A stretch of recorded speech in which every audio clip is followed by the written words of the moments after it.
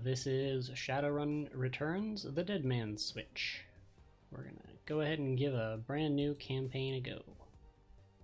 Normal difficulty.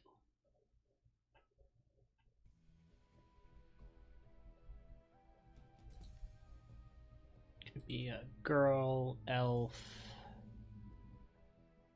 and Decker.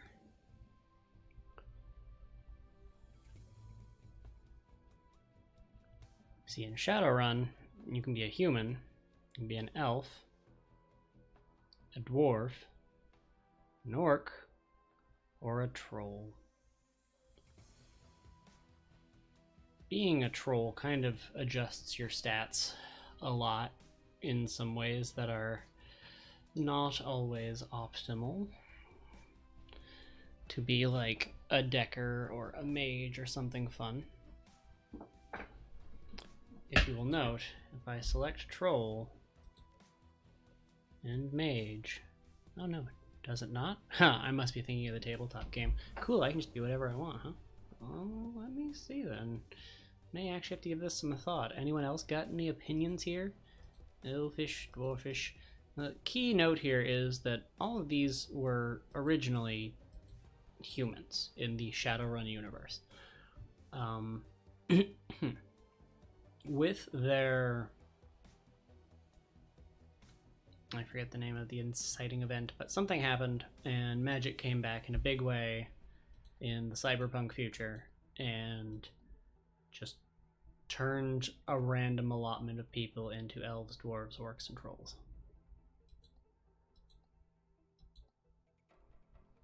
Cool orc gal. Wicked trolls here. Dwarf.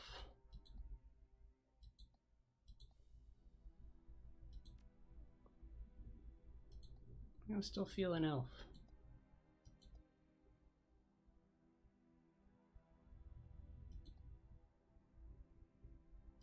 Nice, bald, mysterious elf.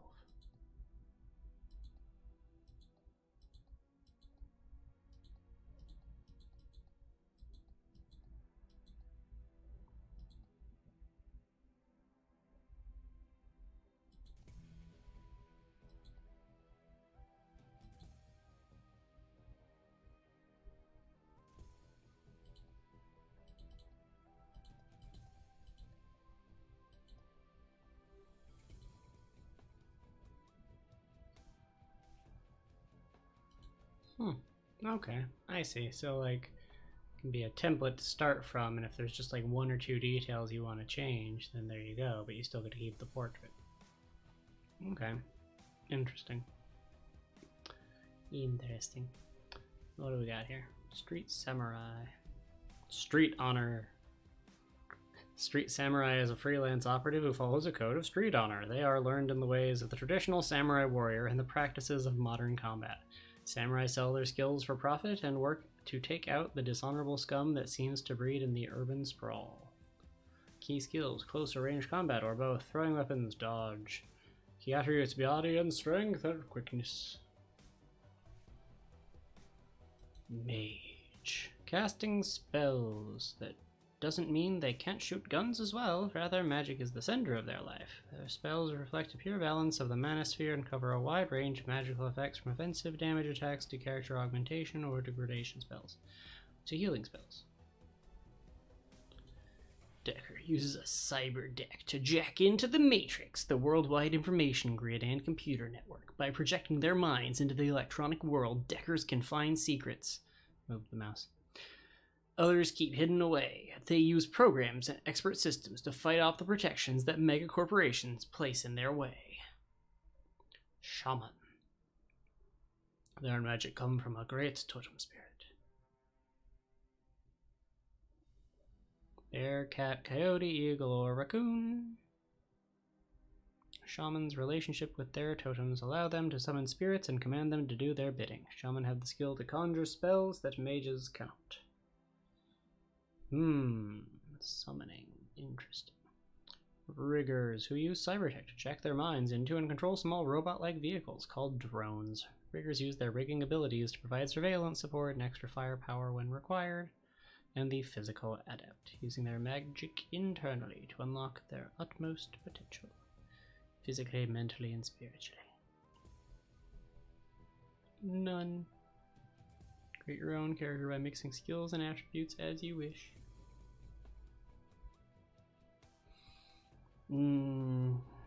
I feel like some guided play would be better. I think I did this one once and it was a time. It was a time. I believe I will be a decker so that we can log into the Matrix.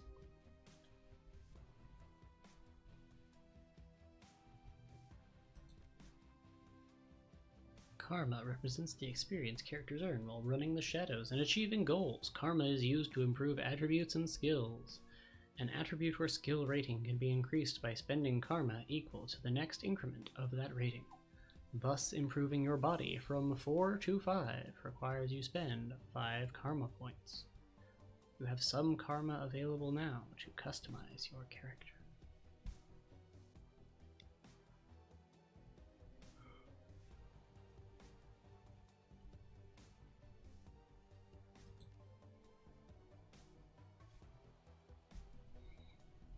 Range, dodge, close combat, throwing weapons, decking.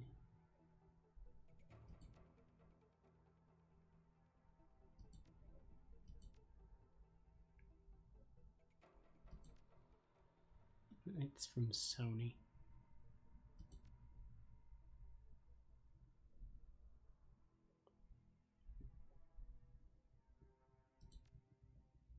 Ooh, I can also have drones. I could do both. Get you a man who can do both. Or a girl in this case. Ooh, or I could get spell casting. That'd be a fun, random thing to also have. Summon spirits. Spirit rigger. That's a good idea. Have drones, have spirits. Be great. I outsource all of my fighting to ghosts and robots. It's the new American way.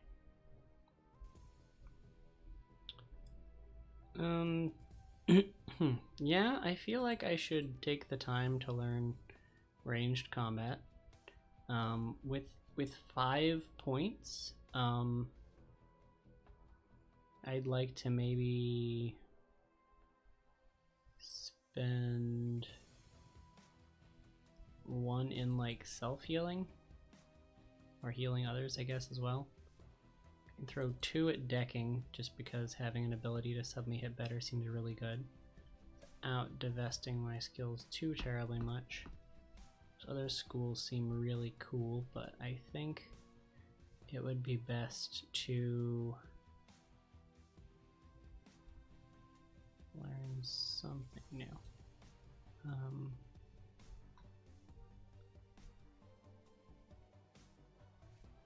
I mean,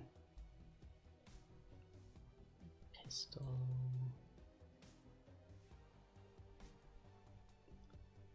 Lots of increase to hit stuff. Spray and pray. It's funny. I want to not get hit by people that run up to bash me in the face. We'll take dodge. It's probably a fine option. Etiquette is about knowing how to behave in various social situations. The right etiquette can give you an edge in certain conversations. Choose an etiquette from the list below. Choosing an etiquette does not cost karma, and each etiquette can only be chosen once. What do I want this cool Decker gal to be good at dealing with? Corporations, security, gangs, socialites, Shadowrunners, street, or academic. I think knowing how to behave corporately would be useful if I am going to be like a Decker who is being all corporate fancy and stuff. But at the same time, Shadowrunner feels like the right option.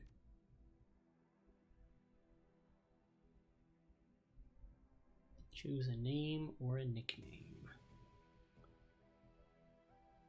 What to name the elf Decker gal What's a good street name or something?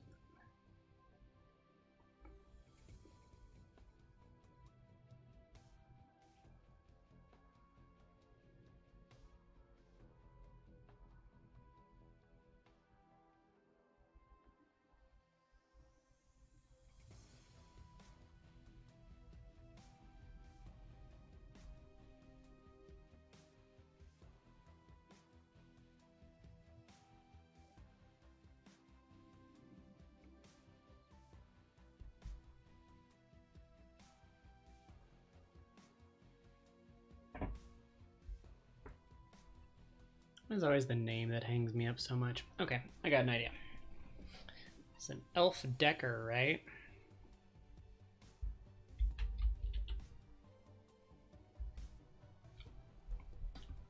I was gonna go with duality instead of trinity, and then I realized that duality is also the name of a song, and it threw me off a bit. Now I'm thinking again. No.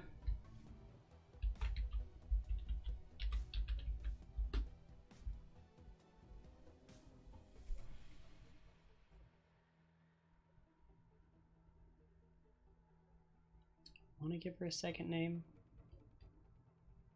It's a good stereotypical like elf name or decker type name. Nice one-word name.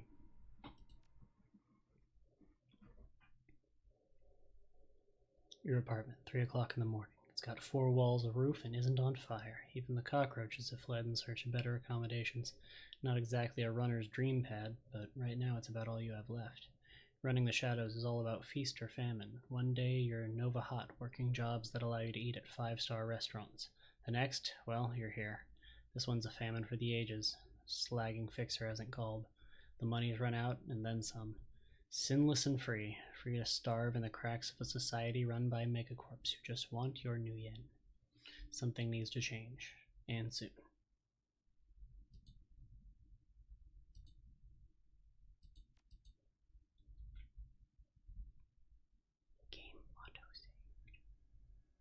Your apartment's 2054. It's 3 a.m. and you've got nowhere to go but down.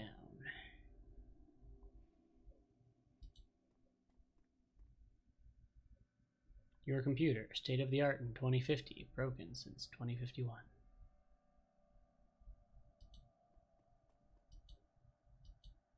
Slip of paper with your bank balance, enough to cover you through the end of the week.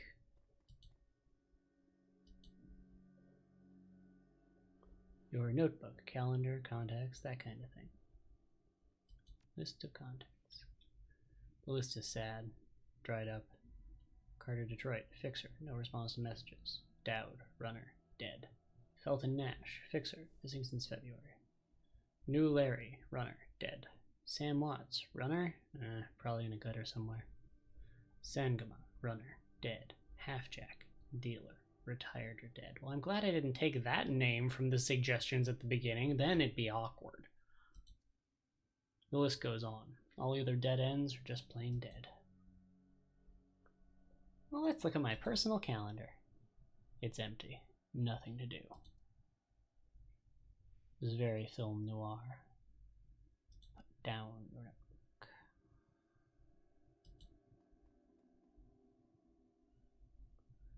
Sam Watts. The screen leaps to life, making you squint against its brightness. Face on the screen is laughing.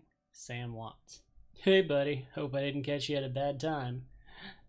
He giggles. He's drunk again. Or worse. Shouldn't have given you my comm code, Gonk. Another giggle. Oh, don't bother with your side of the conversation. I'm not really here. Just one reason for this vid. Someone finally geeked me. I'm dead. I probably had it coming. When you're an unsavory character like myself, you often tend to associate with other unsavory characters who often partake in unsavory business. Like you, for example. So why am I dead? Who knows? Probably my fault. I wonder where you are right now. I bet you had a big payday and you're living high on the hog somewhere. Some of us are born winners, and some of us are me. Hey, you remember that Renraku run when things went to hell and we lost Dowd? Or that makeshift saloon on the docks afterward. I really had your back that night, didn't I? Dowd. That's a name you haven't heard in a long time.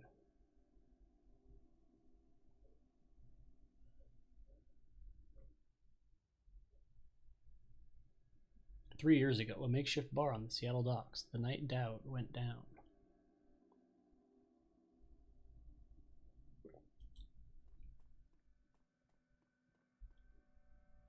Haha, I did have control. Oops, I just clicked thinking it was dialogue to advance. So when they gave those examples, they were like examples of people you're about to meet that you shouldn't use. New Larry. You've been running with New Larry for about 6 months now. He's a combat mage with a bad tattoo and a bad attitude. He knew Dowd almost as well as you did. Dowd, never saw anybody die like that before. Idiot. He shakes his head. I hate this fragging city, Duality. It's wet and the rain feels like acid and I want out of here. Shut your screamer about the rain. We lost a man tonight. So, sorry. I'm just really ready to go home. Portland's way more my speed. I don't know, Duality. Sam is a good guy and can hold his own in a bar fight, but he's been hitting the bottle pretty good lately. Never on a run so far, but he needs watching. He shakes his head. That run went sideways 9 ways to Sunday. Now the fixer is late. That smell funny to you? Hell yeah, it smells funny. Look at where he set the meeting. This was supposed to be a public place. Cut the Drek, Sam. We both know why Dowd went down. It wasn't the fixer or some other paranoid ship dream of yours. Sam smiles, a toothy smile. I've been waiting for this, all right. New Larry has something he wants to say, don't you, Larry? Go ahead, spill it. You were sloppy. He laughs. Sloppy? You think I was sloppy? You've been twishy all day, son. Look at your hands. They're shaking.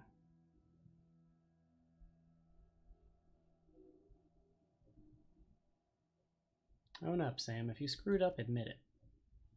I'd admit if there was something to admit. I was on point. New Larry was supposed to cover Dowd. Something dawns on him. He leans into New Larry, amused and dangerous. We were set up, and he knows it. Don't you, Larry?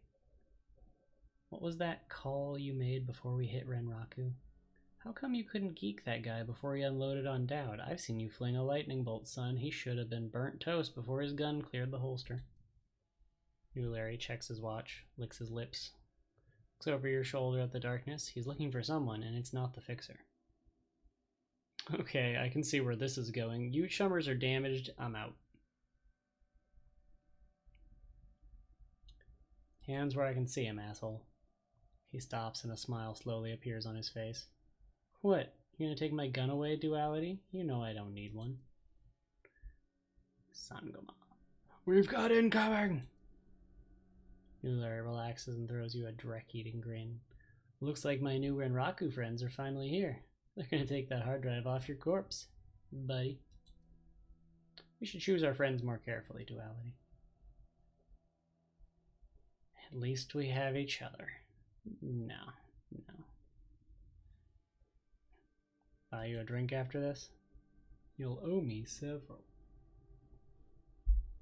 Well, at least I figured it out. I don't know. Now we got to do stuff.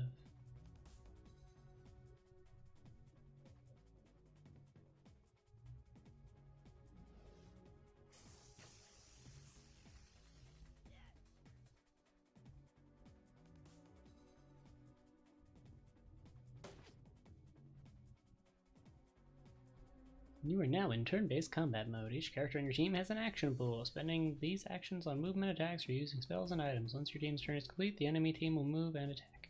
Additional tutorial information is available in the reference guide. Cool story, bro. Okay, I'm hurt. I don't like being hurt.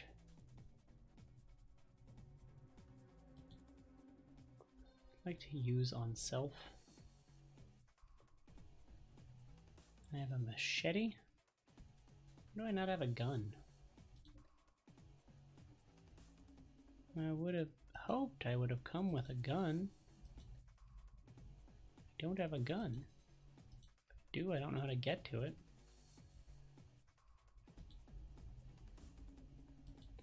Well, look at me here with the no gun.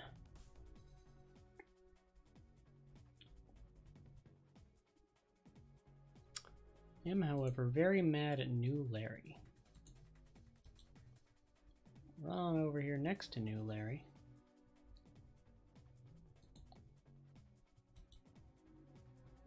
Sam, run over here behind New Larry.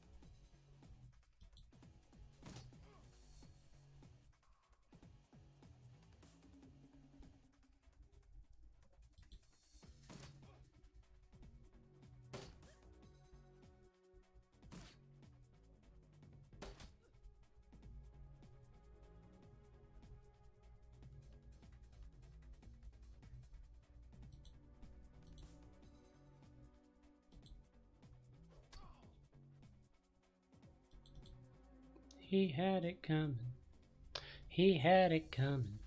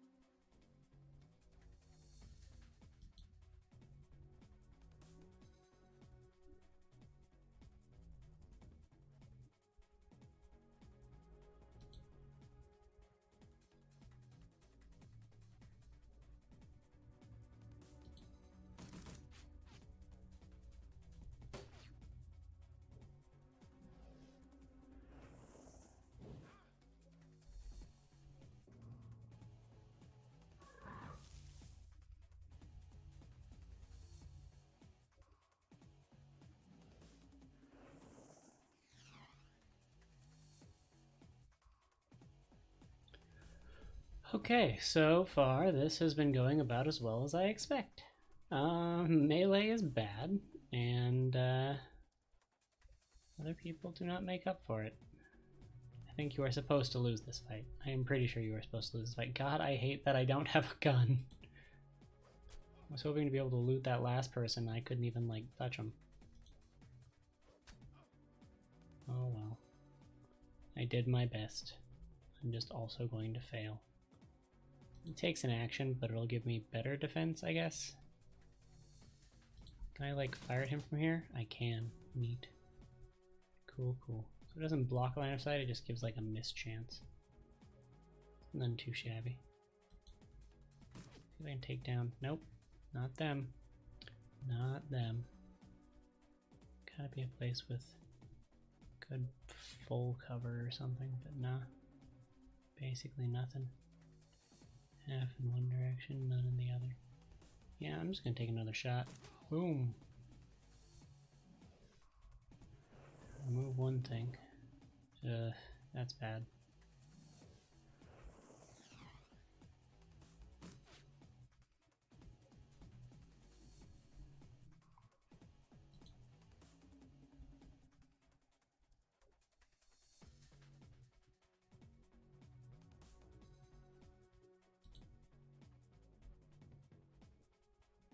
Hide by this table, which barely blocks anything. Raku Mage and Raku Shaman. I'll shoot the Mage again. No ammo. Oh no. Can I reload? Yeah, buddy. Take 12. Don't ever call me again.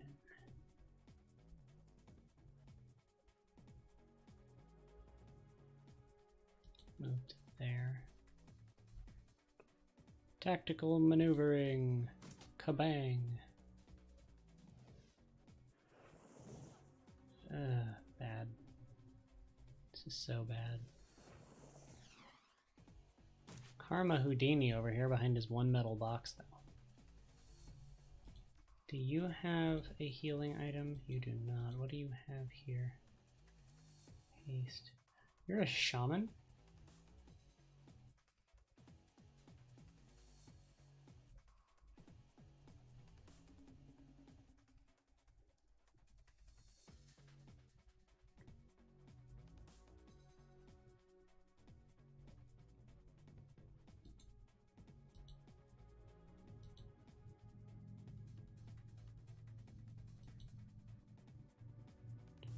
Run over here. Bear totem.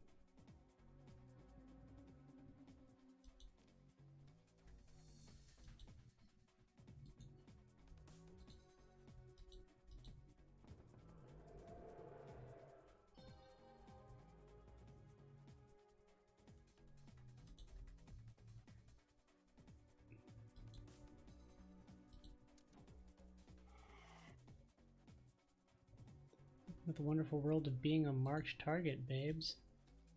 Ha ha ha. Didn't know it did it for everyone. I'm actually a lot happier with that now. So first we're just gonna remove you from my problem list. And then we're going to remove you from my problem list. Look how easy you are to hit. Oh look, and you escaped. That's fun. Super fun. I run up to like here.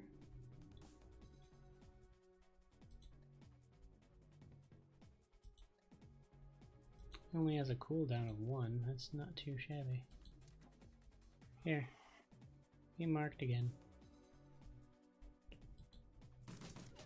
Boom. Objective complete. Survive the Renraku strike team attack.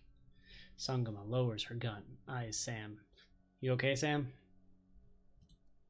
Sam's breathing is heavy and he looks shaken. That was a hell of a thing. Part of the life, Sam. You know that. You were born for this gig duality. Me, not so much. I think I'm gonna hang it up, find a nice brothel somewhere, stay drunk until I croak.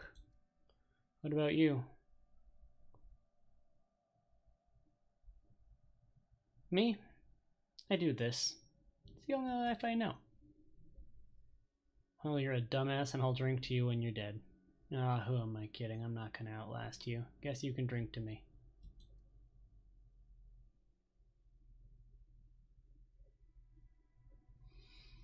Sorry if the voices are inconsistent. I don't remember the ones I'm doing for half of these people. You stare at Sam's face on your comm link. Shake off the memory. Focus. I had your back that night, didn't I? Now I'm asking myself, who would care if I die? Who would give a rat's ass? Better or worse, your name is at the top of the list. Maybe it's the only name on the list. So I set up a dead man switch to send you this call. I got 100,000 new yen insurance policy, payable when you find who creased me. Alive with a conviction or in a body bag with justification. Either works. Contact my law firm, Rogers, Mengert, and McCain, when the job is done. They'll know what to do. He turns to his left. Chet. The camera swivels to show a well-dressed man sitting next to Sam. Pursuant to Mr. Watts's wishes, Rogers, Mingert, and McCain has installed a secure dedicated phone line so you may contact us directly when the task is complete. We will then begin a verification process. Note that you must also be on a secure landline to access this number. We will not accept transmissions from comlinks or other devices. The camera swivels back to Sam. Sam straightens up, talks seriously. First time. Look, Duality, I've led a Drek life, and I probably left a Drek corpse. I've hurt people, hurt myself, I don't know. Maybe I just want the last word. Maybe I just want someone to give a crap that I sucked air for a while. What do you say? I'd say my schedule's pretty clear right now. Hope you just said yes. I've got a locator chip slotted in my head these days. When my heart stops, it'll activate. That's how you'll find me. See you on the slab. Rest in peace, Sam. See you in Seattle.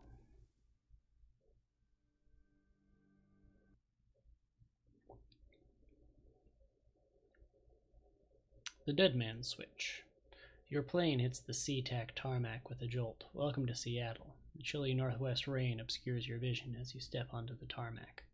Before long, you're sitting in the cramped back seat of a cab, following the signal from Sam's locator chip into the heart of the Redmond Barrens. Organ grinders, a legal chop shop for body parts. Whether from the living or the dead, if you're hurting bad enough for new yen, this is the place to sell a limb or an organ. It's also a good place to dispose of an inconvenient body while making a little cash on the side. This franchise is the closest thing the Barrens has to a morgue. Seems this is where Sam Watts' body has ended up. You open the door and are assaulted by the smell of death and bleach.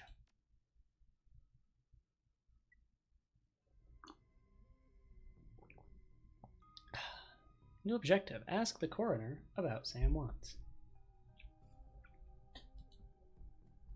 Sam, what's going on here?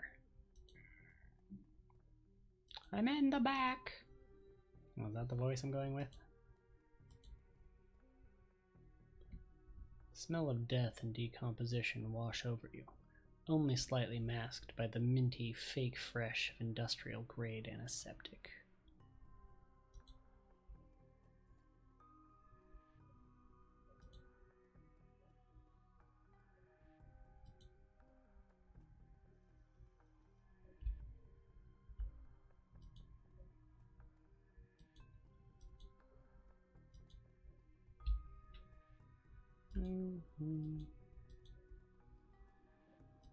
Conveniently ignores where the guy is. The back of what? Just kind of wanders around for a bit.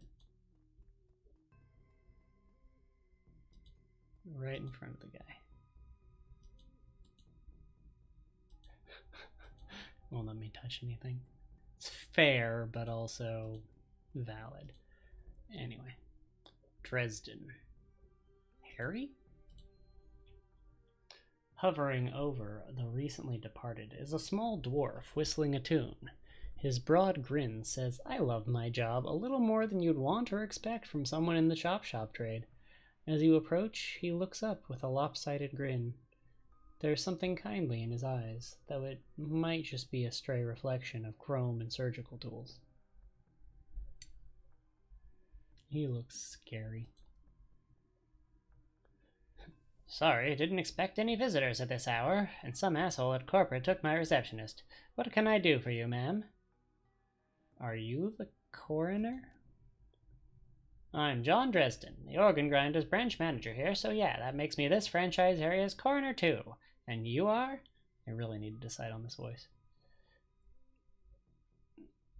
Duality. I'm here about Sam Watts." His grin fades. "What makes you think I know anything about that?" "Sam had a locator chip embedded in his skull. I followed it here." "I see. Well, you're right, he's here. Not too many people know about the murder yet, though. The press haven't caught wind of it yet, what with it being all the way out here in the Barrens." "So who told you he was dead?"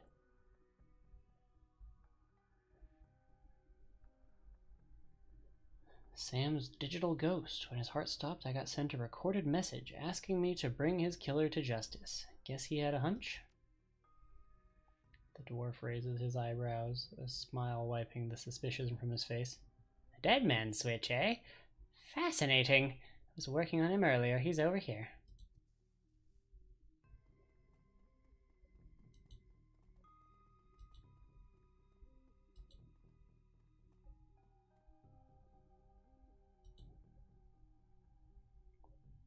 He's my second Emerald City Ripper victim. The third one was downtown. Ripper, huh? I guess the classics never go out of style. Not my title. That's what the Seattle Press insists on calling the killer. All I know is that, like the original Jack, our Ripper knows how to handle a scalpel, but this one's even more twisted. He or she always removes an internal organ from the victim. He's you, isn't he? Pretty sure he's you. You're gonna be the bad guy. I haven't played through all of this. I've started a file before. I made it like into maybe 2 missions, and then I stopped playing, and then I never picked it up again. I think my wife has played through all of it. What prize did the Ripper take from Sam? Watt's liver was cleanly cut out. How about the other lucky contestants? First victim's heart was missing, and the third had the spleen removed. Dresden, get out here! Oh god, I don't want to do that voice anymore.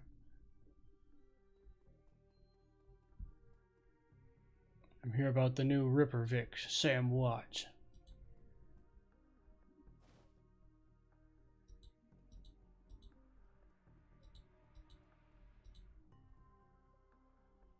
Sam's body is half covered by a sterile surgical sheet, his face an ashen white, for the first time without a smirk on it.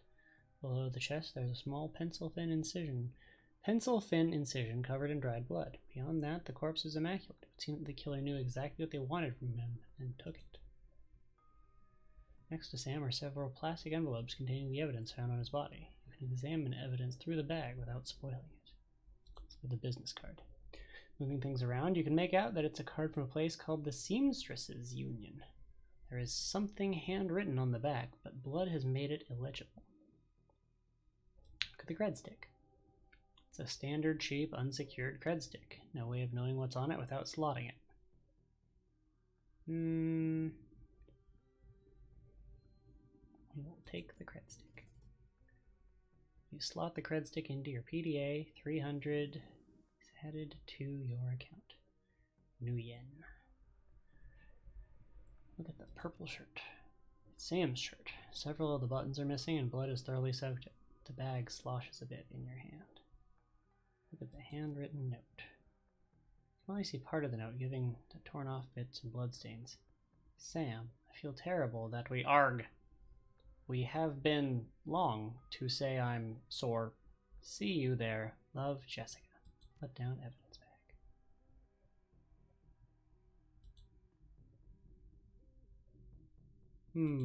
If I never leave, maybe he'll go away. Nope, there's no way out of this. Just want to leave? I don't think I want to talk to the Popo. Maybe I can just leave. I'm just gonna leave.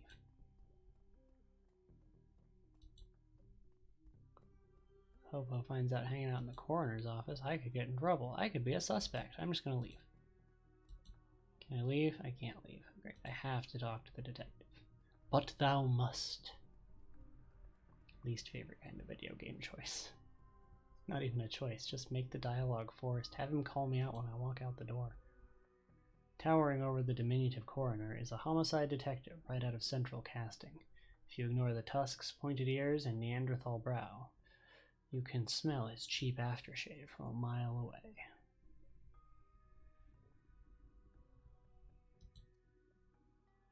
So this new Ripper Vic. No, now I'm doing the dude with Men in Black. Watts, name's familiar. Didn't his mother kill herself a while back? The coroner frowns. So you insisted at the time. He chortles. Come on, she offed herself. I had it on very good authority. Now let's go, Dresden. Give me something to work with here. This Ripper case is my ticket to a lieutenant's badge. I've already posted everything I know. The killer stuns the target with a combination of drugs and magic, then removes a single internal organ while they're still alive. The perpetrator is most likely right-handed with a slim hand that knows its way around a scalpel. Has a decent understanding of human and metahuman anatomy, too.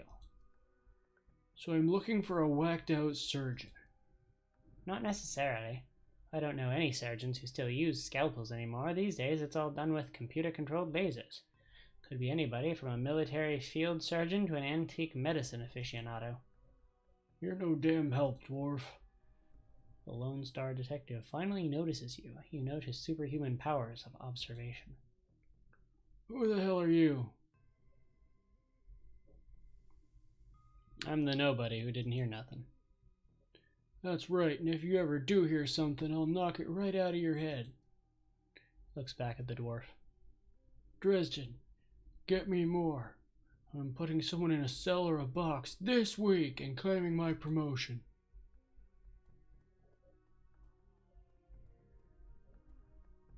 We do not cooperate with the authorities. We are a Shadowrunner, inherently a criminal. Dresden looks amused. Do you always make friends that easily? I'm great at dinner parties, too. Cocks his head to one side. Be straight with me. You really gonna work for the dead man? Sam was there when I needed him. I'm gonna return the favor. Fascinating again. Detective McCluskey isn't interested in anything but Detective McCluskey. He'd convict his own mother if it meant another 10 new yen a week in his paycheck. Plus, he's on the take. Dresden pauses, considering. You have honor, after a fashion. I try to honor the dead in my work, so we have that in common. What can I do to help you? On the take? Who's paying to hold his leash? I don't know, but someone with major pull has been looking out for McCluskey's career and wallet. What was that McCluskey said about Sam's mother? The official report is that she committed suicide about a year ago. Aren't you the official in that sentence? My name's on the report, but my actual findings left some doubts. I can't say that it wasn't suicide, but there were unusual bruises on the upper arms, and she didn't use her dominant hand to pull the trigger. I was told to drop it, so I dropped it. What are organs worth these days? Well, a healthy body can be worth a bunch of new yen, but individual organs? Not worth as much anymore, what with all the synth and cyber stuff on the market these days. Organ Grinders only deals in the recently deceased. There's plenty of other chop shops that aren't as picky, though, and they don't care where the bodies come from either. Who still uses scalpels? Doctors still learn how to use them in their first year of medical school, as do coroners, but neither profession uses them much anymore. It's possible some of the slimier chop shops still use scalpels, I suppose, but I wouldn't know where to look.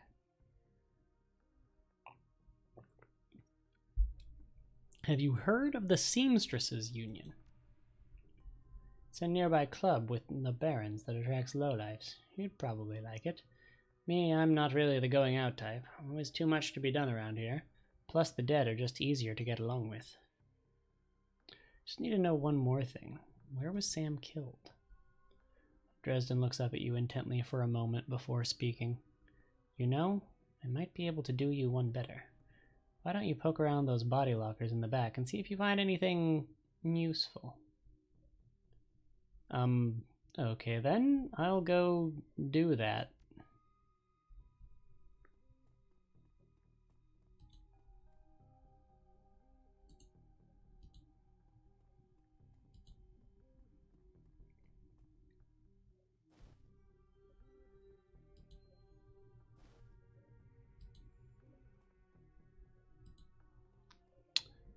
I could open his other cabinets. I'll take that stuff too, man. The cold storage drawer is labeled John Doe, but the internal thermostat is set to 21 degrees Celsius. I don't know what that is in Fahrenheit.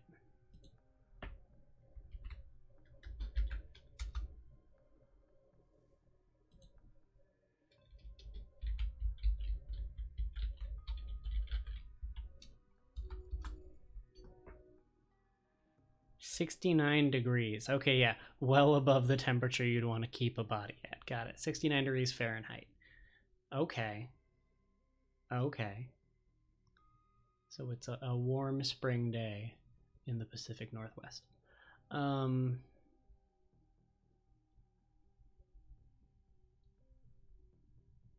open the drawer.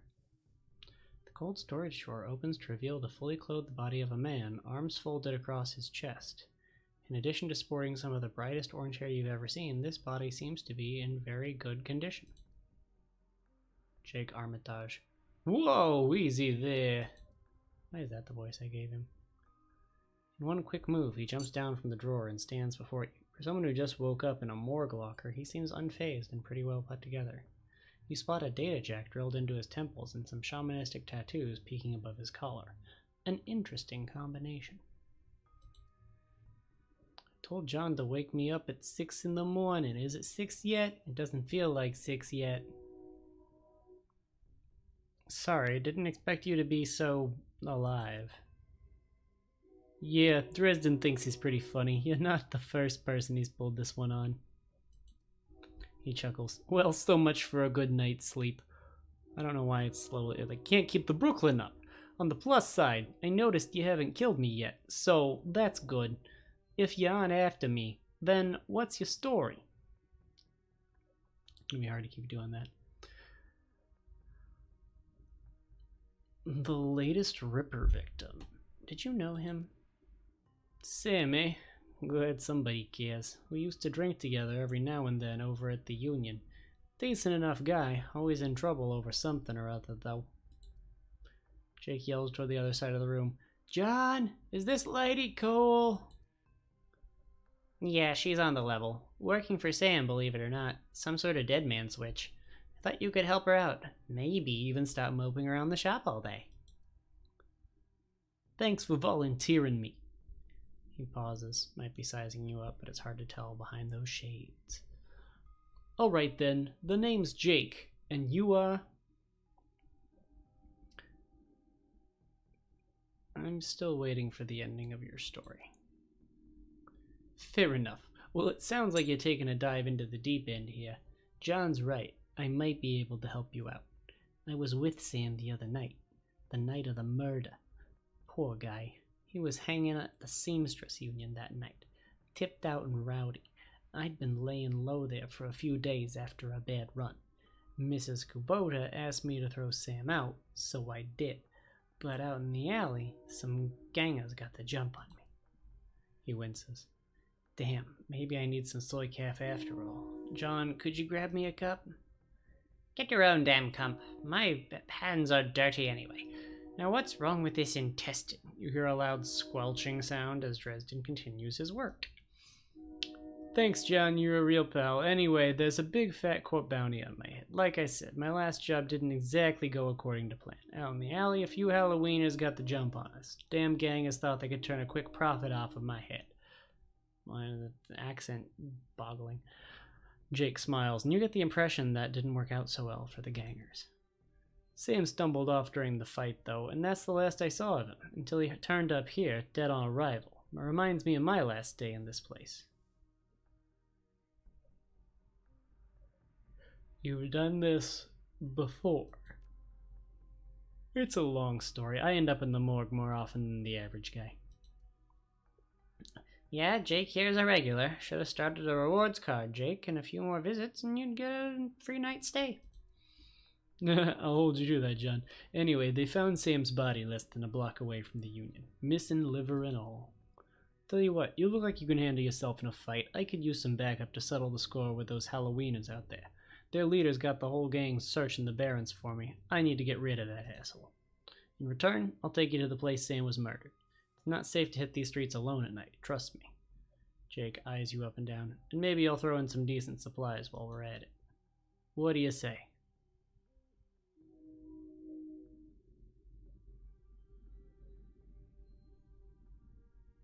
I do like a bit of street justice every now and then.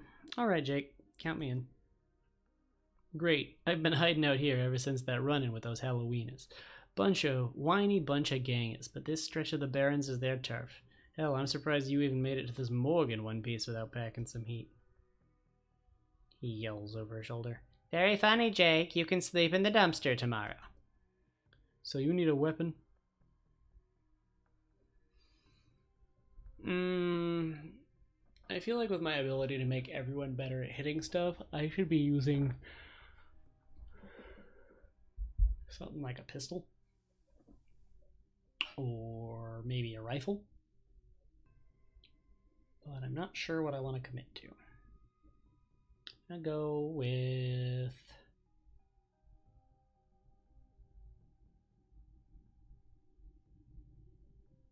go with a pistol. My weapon of choice as well. Here, take this one. So, ready for an evening out on the town? Just a minute. Tell me some more about these gangers first.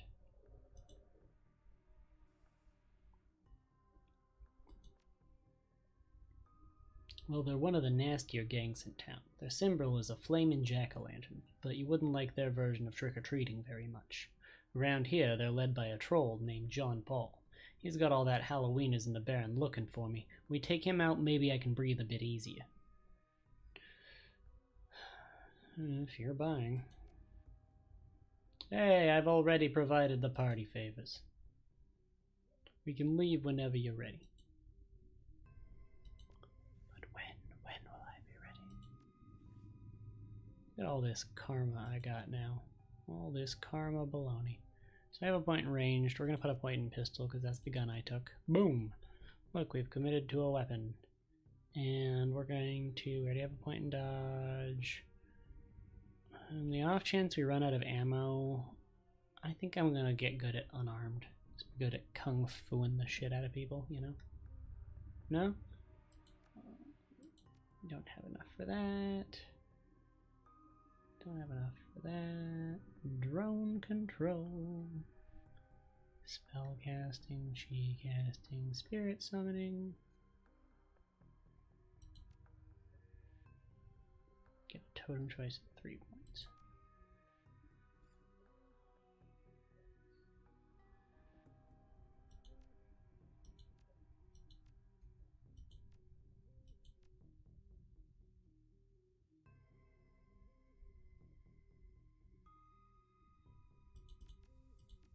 I'm gonna learn spirit summoning. Screw it. Shaman stuff looks cool. Do both. Get you a girl who can do both. Spirit summoning and decking. What? What of it? I log into the Matrix and I summon wolves.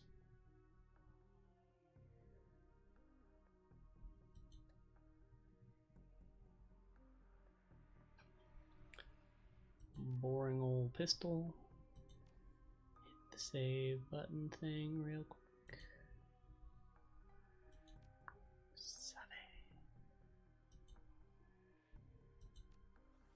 What else we got in here? Oh yeah, objectives. Visit Sam's murder site. It's the next thing on the list. Yay, I'm so glad I robbed that cred stick and nothing bad happened to me because of it.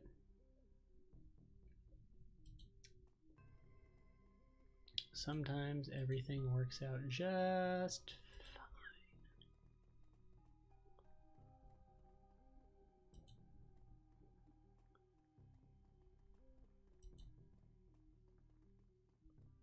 head out into the Barrens. If it's anything like World of Warcraft, there's going to be Chuck Norris jokes. The Redmond Barrens. Run in this Seattle sprawl, and sooner or later you'll find yourself in the Redmond Barrens. It doesn't matter your business. The Barrens doesn't like you. Take 1 part radioactive wasteland, 3 parts dog-eat-dog slum, and a dash of tourist trap, and you've got a recipe for mean as hell. You leave the sanitized death and formaldehyde of organ grinders behind, entering the anarchy and desperation of the streets. Jake stops a moment to breathe deeply, filling his lungs with motorcycle exhaust, radioactive dust, cordite, and who knows what else. He exhales with an expression of wry contentment. The stench and grime tell him he's home.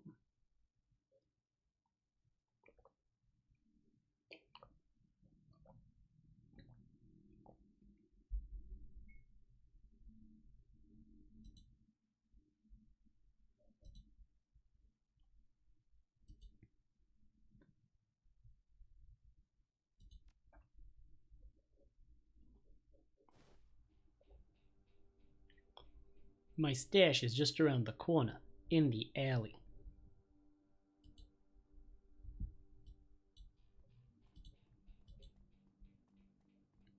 Does the bus stop here?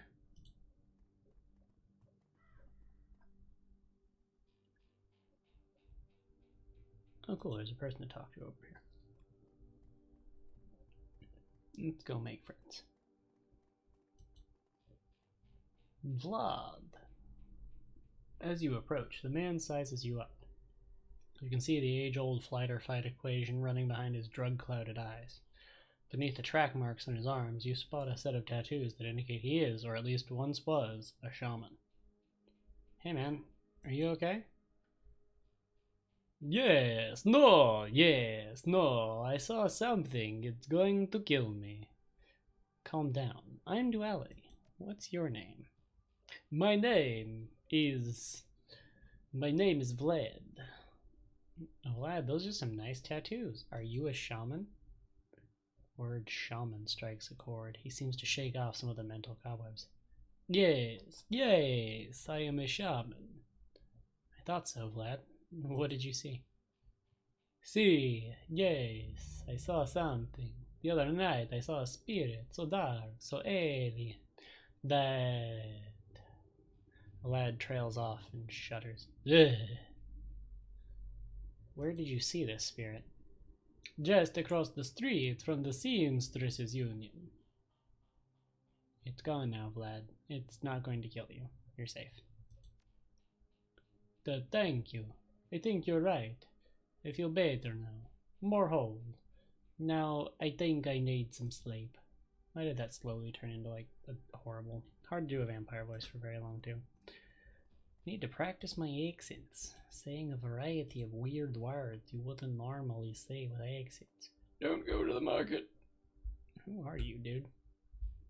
Oh, cool, I can move the map with buttons too. It's nice, it means I can preemptively start adjusting it. Get myself ready to explore. Hi, Sarah. Don't know that yet. Her clothes may be dirty, but this woman is far from downtrodden. Hey, not that it's my business, but I wouldn't go that way. Nice to meet you, too. Hey, I just figured I'd give you the heads up. Those Halloweeners, they're stirring up trouble again. She points to the east. They rode in this morning on those fancy bikes, set up camp in the old street market. They've been marching up and down the street all day, shaking down anyone that wanders past. Bleh. I'm gonna do that randomly now. No one's going to know why in like 20 minutes. Anyone new, anyone who shows up later and I'm still doing it, like, why is he going bleh? Just going bleh. Oh, I can't go into this way, Clea. Looking for a date? Elves are my thing.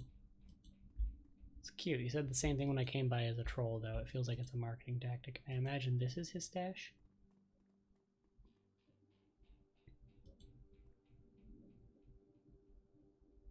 Hidden in the garbage-strewn alley is a high-tech safe with a mag card reader on the front. Open the safe with Jake's mag card. With a smooth hiss, the safe opens to reveal a collection of gear that has a perfect match for your skills. You take the gear. Jake, are you stalking me? Hand over the trash, bozos. Deck or whatever. I don't know what they said. Definitely said something.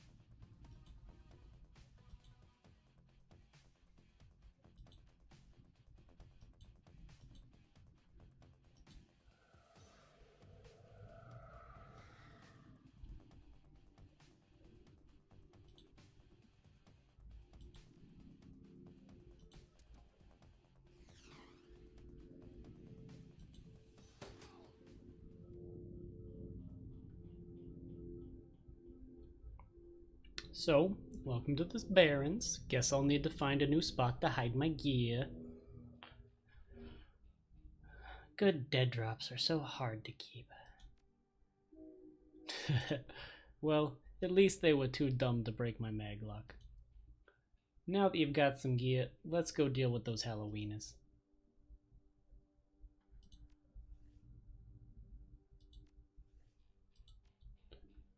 I have gear, apparently. I already had all this stuff, though. Like, is this just like an excuse to have it? The first tech made for Shadowrunner, simple street run, nearly indestructible. Oh, is it because I didn't have it since the flashback? Oh, that's dumb. So dumb. Anyway, let's move right along. Walk near an ice camp, people warming round a trash can. Buildings don't turn translucent when you walk behind them.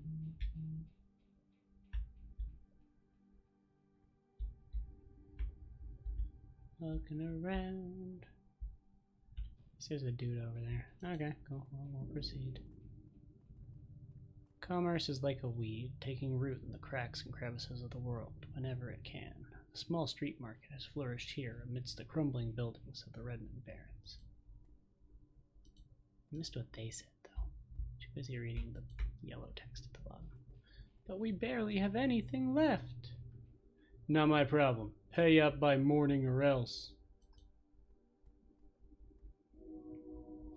The thug attempts to use his bulk and hideous breath to intimidate the shopkeeper.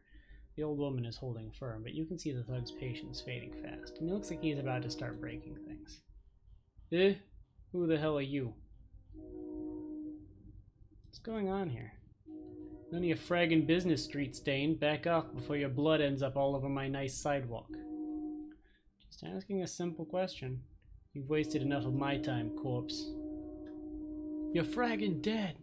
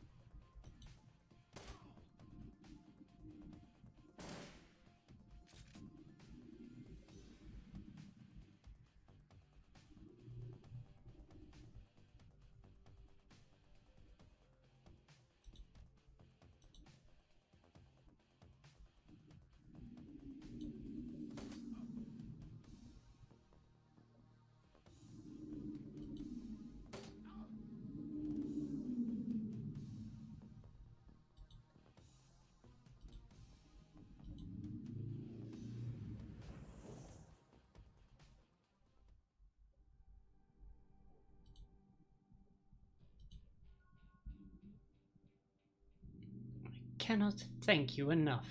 I hate to see such bloodshed, but those men would not take no for an answer. We simply want to make our way in the world. The shopkeeper holds out a few new yen. Please, it's the least we can do. Taking it. Absolutely right. It is the least you can do. Does anyone have a med pack? Band-aid? Something? Excuse me while I just meander around looking for anything that could help a gal heal. Ow, my spleen.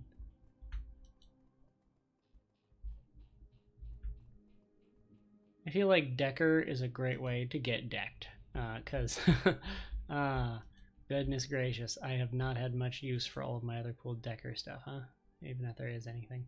Watch out for those gangers! I don't know why everyone keeps getting a Brooklyn accent. This is Seattle, but whatever. Problem is all the New Yorkers moved to Seattle after the Shadowrun. You know, just for funsies. Halloweener sentry. Hey, asswipes, take another step forward and we are going to plant you right there. This is Halloweener property now. This is one of the two that got away. If I had missed my shot, these idiots would have given up and moved on by now. It's become Christopher Walken. Wait a minute, you're rolling with Jake? Bad idea, chummer. The Halloweeners are collecting that bounty, and killing you, well, it'll be a nice bonus. That's a different voice. I like that one better. Keep them consistent. Jake is a New Yorker. These guys are like sycophantic guys. Yeah. Crazy. Anyway, I'm going to run for cover. Quite literally.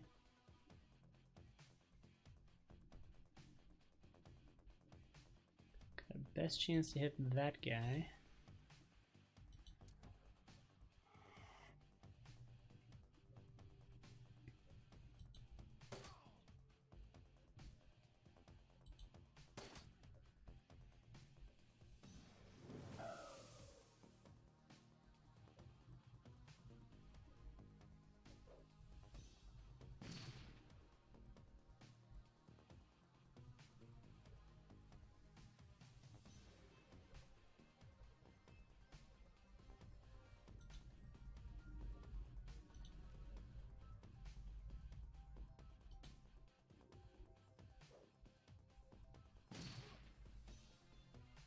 Reminded me I have grenades. Cool thing to remember there.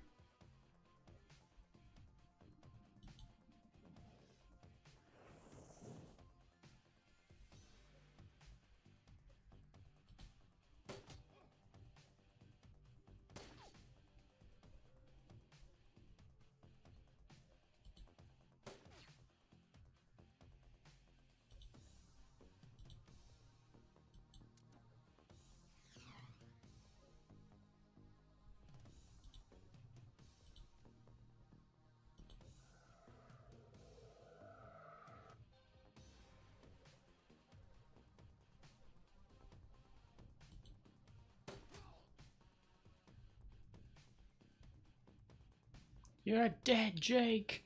Dead! This ends now, asshole! Ran in between us. I mean, it's a move. I don't know if it's the right move, but it's a move. Anyway, now you're marked, and now we're going to increase my chance to hit by a lot. And I'm going to shoot you, John Paul. And old Jake Armitage right behind you, well, he's going to hit you with one of these here fireballs. Kaboomskis. Blow another cooldown to make sure I hit and shoot him. Whoa, Uncle, I was just playing with ya. I'll call up the rest of the Halloweeners, Jake. Call it even, yeah? What do you think, Jake? He smirks. Hey, I'm already at shoot on sight status with these guys. Killing John Paul means one less wiener to shoot me in the back while I'm buying smokes. Hell, they'll be doing the same to you as soon as there's profit in it.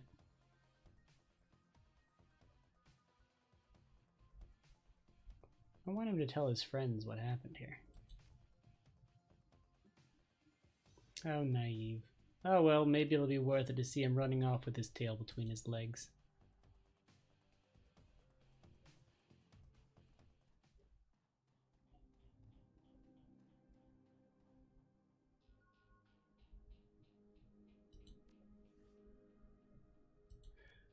I have some karma again. Let's see if we can spend this on anything fun. We have 2 points, so we could buy the next bit in anything that we've already got a point in. So we could get slightly better at pistols, or we could get slightly better at decking. What's this? Mark target. See our chances to hit, but I already have, does Equipper and Rock and Craft work?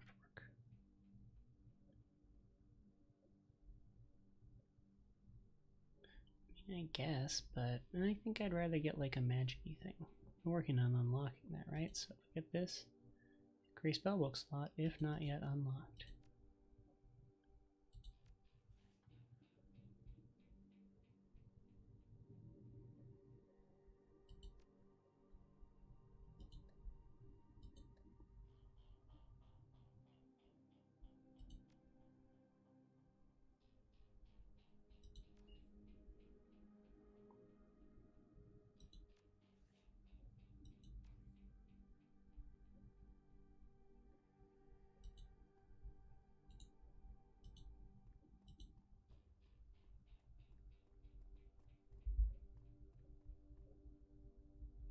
That is the way we came. That is the way we came.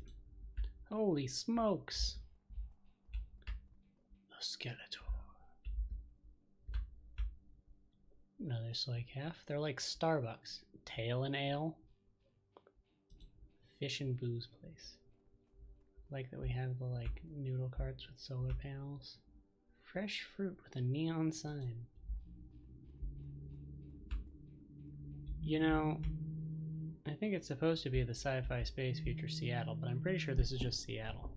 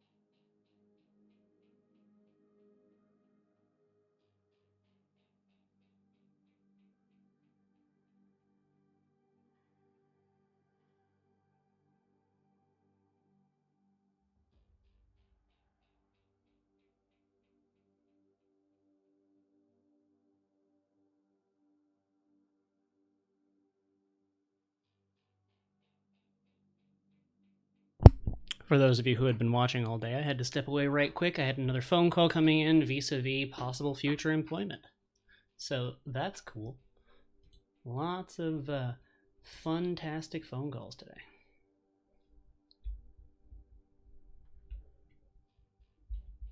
Let's get back to it. Get back into that shadow running lifestyle. That life of running in the shadows.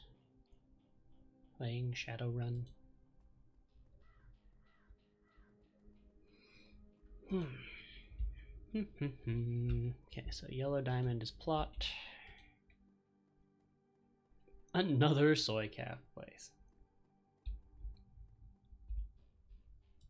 That looked like a troll in a Hawaiian shirt at first, and I'm not convinced it isn't. I am less convinced closer up. That is a troll in a Hawaiian shirt. The smell of fried food, powdered sugar, and slightly burnt soy calf is almost enough to overpower the dusty sewage stench of Redmond streets. The troll working the stand is covered in food stains, older than he is. Dan the Donut Man. What can I get you, chummer? Did you see the murder in the alley across the way? Nope, I was closed when it happened. But hey, it's the Barrens. A back alley killing's nothing new around here. The only reason the cops are making a big deal about this Ripper business is that some of the victims are real people. You know, folks with sins. It's like a serial identification number or something. For those of you who are not Shadowrun knowledgeable. Or maybe didn't remember. Something like that. I don't remember the exact terminology. I'm sure I could look it up, but... What can you tell me about the Barrens, mister?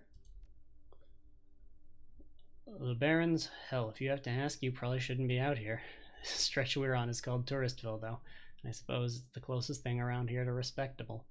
Fewer muggings, and you might even survive drinking the water if you're lucky. Wouldn't recommend it, though. He scratches his armpit. Now, behind me, that's the Seamstresses Union.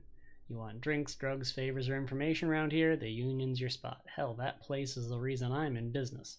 Folks get the munchies when they party. Mrs. Kubota owns the joint, and she's quality. A hard woman, but fair. Take a jelly donut and a soy calf. Enjoy. I'll see you around.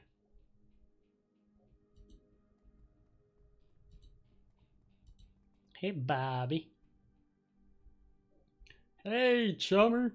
I've got some tasty morsels for you, just what every well-dressed Shadowrunner should have in her back pocket. Let me see what you have. Kamikaze, combat stim that increases body strength and willpower. Nitro, strength and willpower, charisma and intelligence for rounds. Neat, he sells drugs. Hey, Bobby. This is the best place to party. Or whatever the last words were. It keeps disappearing right as I'm about to get done reading things in a dumb voice.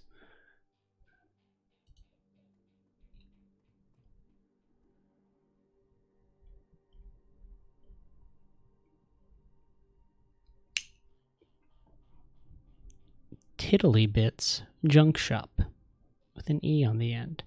Tiddlybits Junk Shoppy. That is all.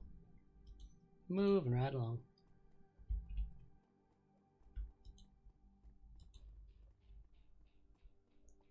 Like, the ability to scroll this with buttons is slower than the scrolling by letting it sit at the edge of the screen, but because I have multiple monitors, finding the edge of the screen can be difficult on one side or another, so it's just, this is actually easier. Hey, Sally. The dwarf merchant is packing up her stand for the night. I'm closed. Come back tomorrow. I've got a great view of that alley across the street. Don't suppose you saw the murder that happened there.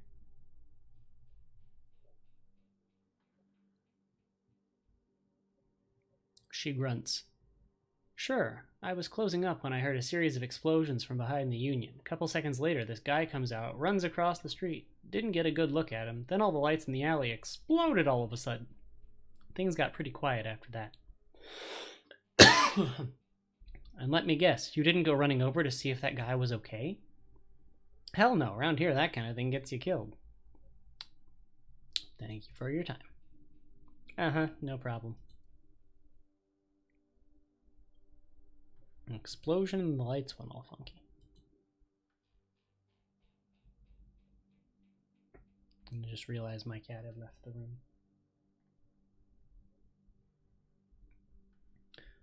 Be back in one more nanosecond. My phone is going nuts today.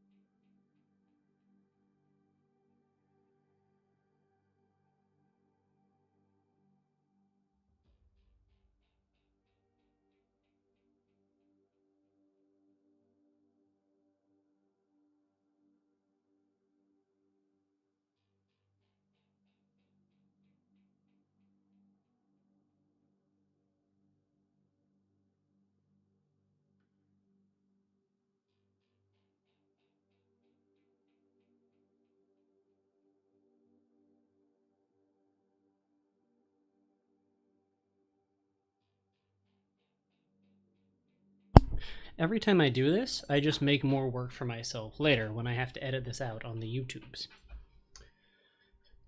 But oh well, if you want to check out my cool restreams and stuff, look for Terminus Tenebra on YouTube.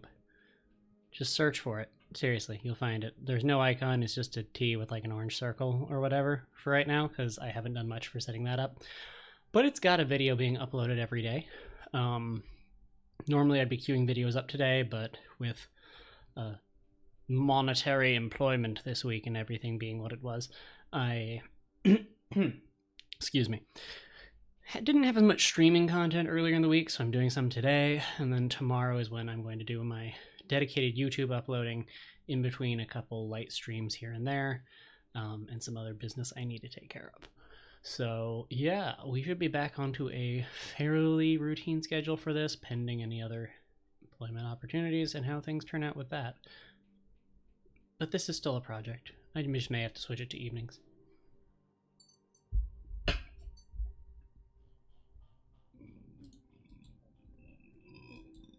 Excuse me. Had a big drink of water before I came back. I just burped horribly. As in, it was horrible.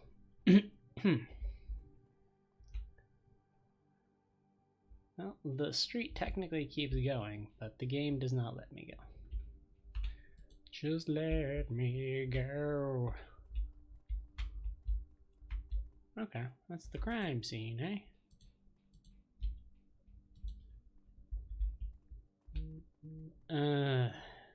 Cops. Well, here goes nothing. As you approach the scene of Sam's murder, Jake spies the flashing red and blue lights up ahead. Whoa, hold up a minute. Lone Star isn't above collecting on a corp-issue bounty, and the one on my head isn't going away anytime soon. He sighs. Sorry, friend. I think this is where our paths diverge. Thanks again for the help with those Halloweeners. Here's your payment. They don't take new yen where I'm going, and you look like you could use the funds. Likewise, Jake. Give me a call when you're in the clear. Yeah, sure. He starts to leave, then tilts his head back. Hey, one more thing. When you're done checking out your pal's crime scene, pop into the Seamstresses Union. It's just down the street. You need gear, information, or just a damn stiff drink. That's the place to be. Best dive this side of Chicago. I used that place as a base of operations for years back in the day. Make the right friends there, and I'm sure you'll get to the bottom of this ripper business. Well, nice knowing you. Jake turns and disappears into shadowy depths of the Redmond Barrens. I should have taken all of his stuff.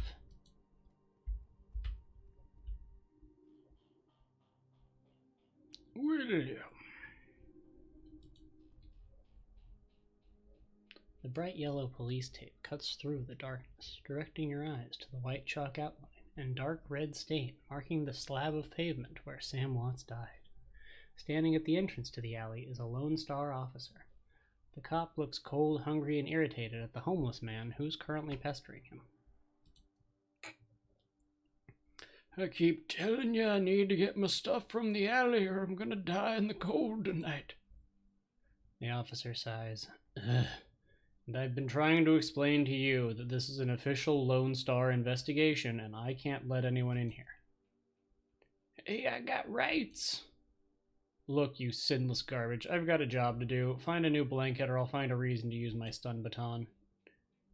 Typical, I hate all you pigs.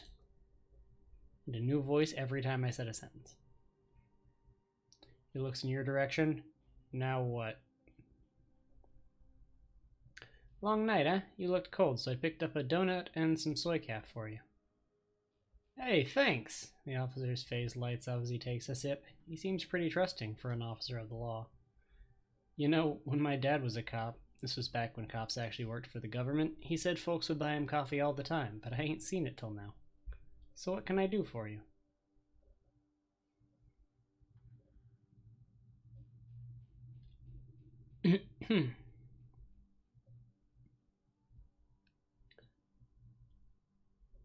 My pleasure. I'm here from Internal Affairs to review the forensics guys' work to find anything they might have missed. Sure, dig in. I certainly wouldn't mind those guys getting taken down a peg or two. Man, do they put on airs, if you know what I mean. Does everyone sound like a New Yorker? The streets have not been kind to this man, but they've also hardened him. This man is clearly a survivor, though one wrestling with onset of age and arthritis. I saw you over there with that rat bastard cop. What do you want? Every time. He squints at you, suspicious. You a copper? Working for some corp? Did it different that time too? I can't keep him consistent. I don't remember what I do every time. Like, it's hard to commit to William. Nope, I'm as SINless as you. Mind answering a few questions? Hey, what makes you think I'm SINless? Just messing with you. Of course I'm SINless. System ID number my ass. What kind of questions you got? So it sounds like you live in this alley? Sure, for the last couple months I've been sleeping there, but I spend my days out doing odd jobs for the street merchants. Panhandling tourists over near the Seamstresses Union. Did you see the murder? Nope, and I can't say I'm sorry I missed it. I was hauling crates for Mrs. James up at the market. Can't carry as many as I used to, so it took a while.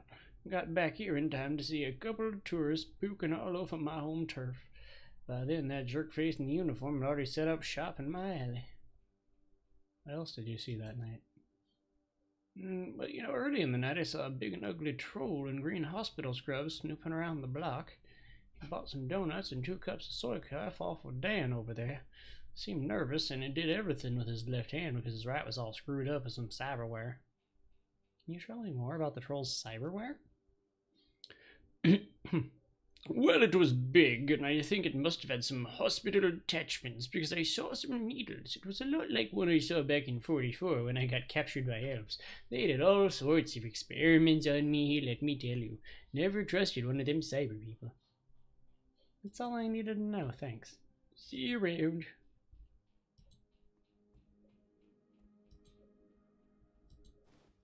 Amidst the shards of glass from the broken lights, you find a small piece of glass which looks like the bottom of a test tube. This work light is new. You can see that all the alley's normal lights have been ruined. On closer inspection, it seems they've all imploded, as if some force shattered them all at the same time. This looks like the coat and blanket the old man was trying to get back. Examine the area for evidence. As you shuffle the bundle of cloth to the side, a printed receipt falls out from beneath the folds of the blanket. It's a bar tab receipt from the Seamstresses Union dated 2 days ago at 3:02 a.m. Right around the coroner's reported time of death. Customer, Sam Watts. The server's name is listed as Coyote. Pick up the coat and blankets.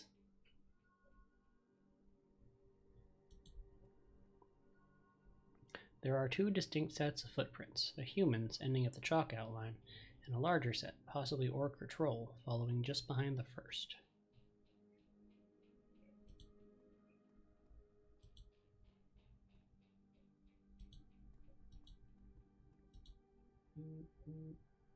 I think this coat and these blankets belong to you.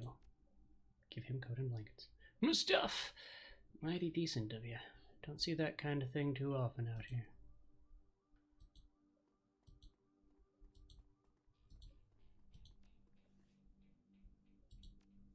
I got karma. Doop-a-doop-a-doop-a-doop-boop. I got karma. I'll increase ranged combat, because then I could increase pistol. Have the point and pistol. Dodge. Close combat. Throwing weapons. Okay, I'm going to take the decking thing, whatever the next one is there. Pepper and Raku Craftwork 1. There we go. Seems like a good idea. Yeah. I thought I didn't have that, even though I did have it. And like, where the plus is where the thing is. And I got to remember that. It's very difficult doing voices. I have in my inventory now. Anything? Bueller. Mission items. Test 2 piece and a bar tab receipt. Cool. Find Coyote at the SINless Union. Let's move along. I guess they go at about the same speed. Both got Excelsior rate. Gonna talk to old Dan here again.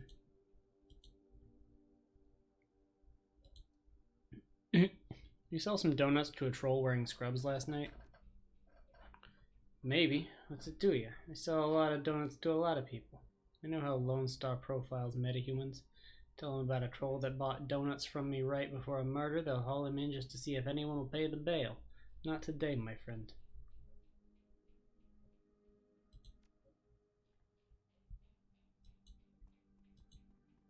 I also didn't know about the donut and soy calf trick. Last time I just bribed the officer, because that was the only way to get through, because talking my way through didn't work. So, here we have it.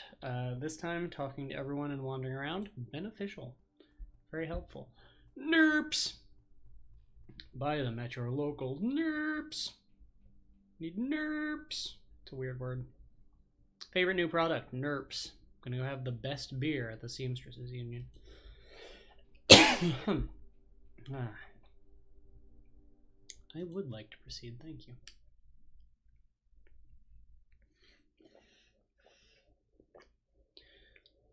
Relative to the rest of the barons, Touristville is a neon-clothed oasis. At its heart is the Seamstresses Union, housed in an old brownstone building on the corner of illegal and opportunity. Bums huddle together, gangers strut the streets, and the occasional salaryman comes slumming. The Union building has been retrofitted, rebuilt, and restored so many times that it's like an aging starlet wearing too much makeup in an attempt to stay young. The wild ivy growing out of the gutters adds to this effect. As you enter, the murmur of hushed conversation washes over you. The dive bar denizens raise their heads, take your measure, and then go back to their business. This is the kind of place where everyone knows your name, but keeps to themselves.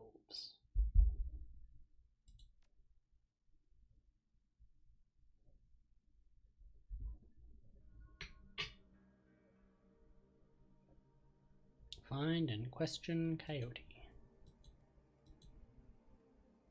Cherry bomb. The bartender is a striking elf sporting a perfectly toned body, perfectly pouty lips, and perfectly tapered ears. Her eyes harmonize save me and take me in equal measure, hitting just the right notes for the maximum extraction of tips.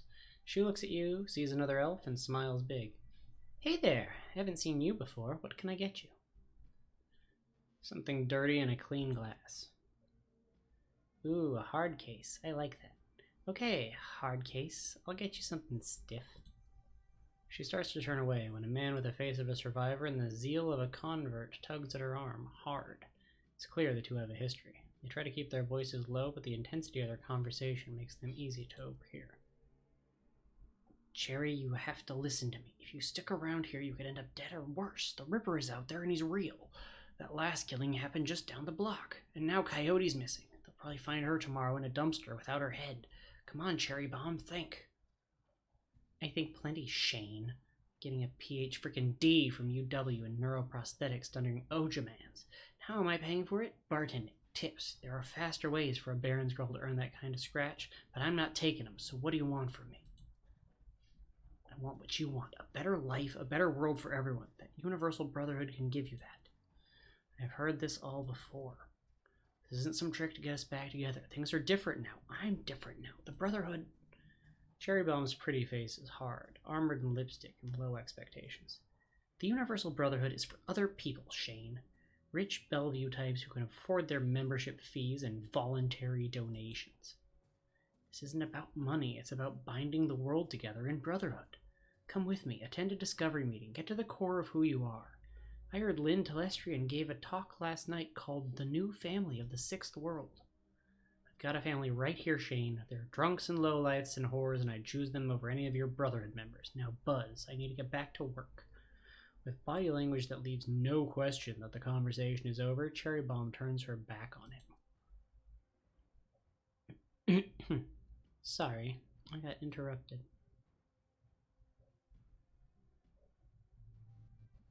I heard. He's got the strength of the righteous, doesn't he? Her pretty eyes narrow. Be careful about whose conversations you listen in on here. Some folks aren't as friendly as I am. You've got a look that says you're not just here for the entertainment. Are you a badge? Do I look like a cop? She flutters her eyelashes. No, baby. You look like someone who knows the shadows. We're trained to spot a bronze the minute they walk in here. Something I can help you with? I have a few questions. Ask away. Tell me about this place. Some folks come here for booze, some for companionship. Others are looking for something they can't get anywhere else. If it's illegal or immoral and it can be bought, sold, rented, or consumed, you can probably find it here. The Union seems to attract people like you. Who was that guy you were talking to? Shane, old boyfriend. He used to work here.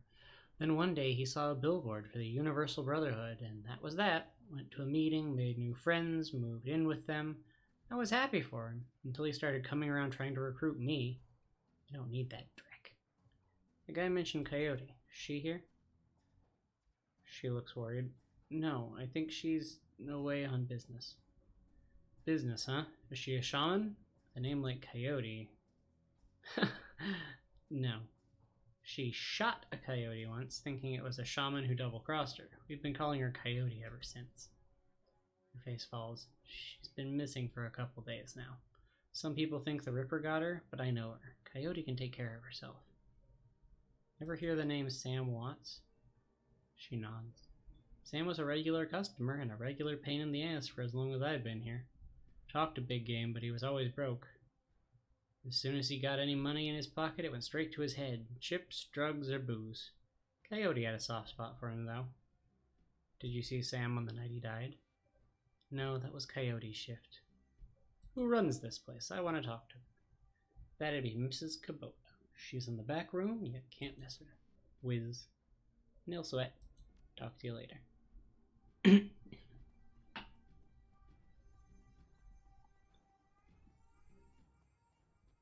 The glorious cyberpunk slang we should all start using immediately, because we need it in 50 years. That's not how Coyote does it. Eric Mersman. Hey lady, I got some extra outfits I'm trying to unload. You want first dibs? I'll take a look. Ooh, stuff. How much money do I have? Enough money.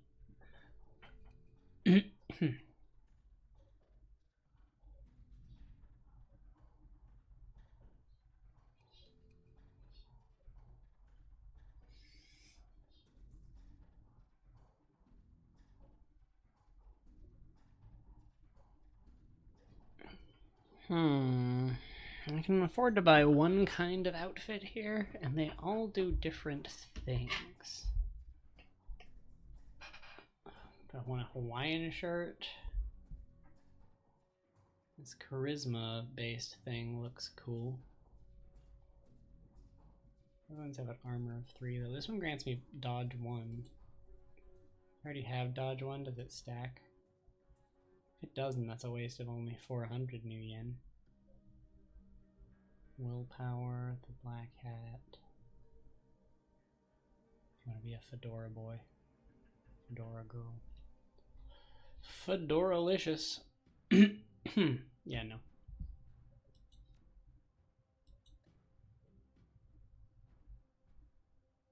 I have nothing I want to sell.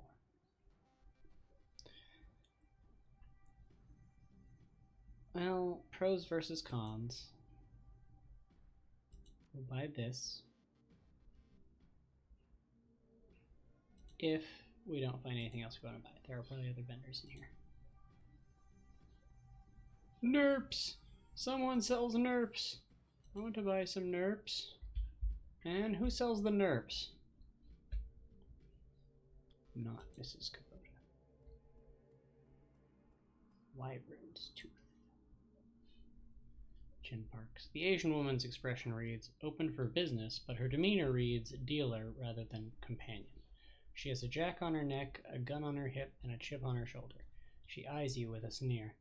You look like you could use some firepower. Something simple? I got guns so smart they practically fire themselves. You looking for tech? Got some of that too, if that's the way you roll. Show me what you got. Let's look at drones. Interesting. Consumables. Interesting. Now let's look at weapons. Specialized in pistols. You can also see some other stuff would be helpful to have on hand, especially since ammo can run out, so we will buy a machete just to have a melee weapon. I don't know if ammo is like a serious problem or if the gun just breaks or something. I don't know. I don't remember. I didn't really use guns my last playthrough. I was doing physical adept, so he was like a super magic monk and also a troll. It was fun times. But I mostly just punched things and they exploded. Let's take an AK-97. That seems like a good solid gunzo, right? And that would, how much would that leave me with? Let's confirm that I'm buying the machete.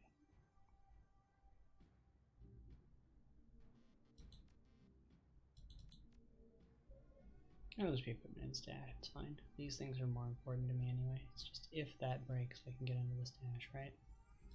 So confirm. Equipping any of it. Hey Jin, show me what you got. Might buy the shotgun as well, right? Because it's only 200. Yeah. I'll buy a shotgun. Confirm Aruskis. One more time. I realize I can put multiple things in the cart, but I'm considering things. I don't think I want the baseball bat. I thought about it. I thought about it hard. I will, however, take all of these frag grenades. Honestly, grenades are pretty cheap, but I only need the 3 of them. I don't think I need a med kit. Defo don't need a med kit. Confirm Aruskis, and then now we'll.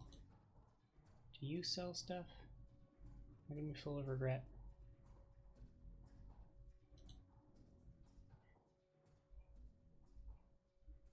Oh, okay, he's like the greeter. Okay, cool. Mr. Clue.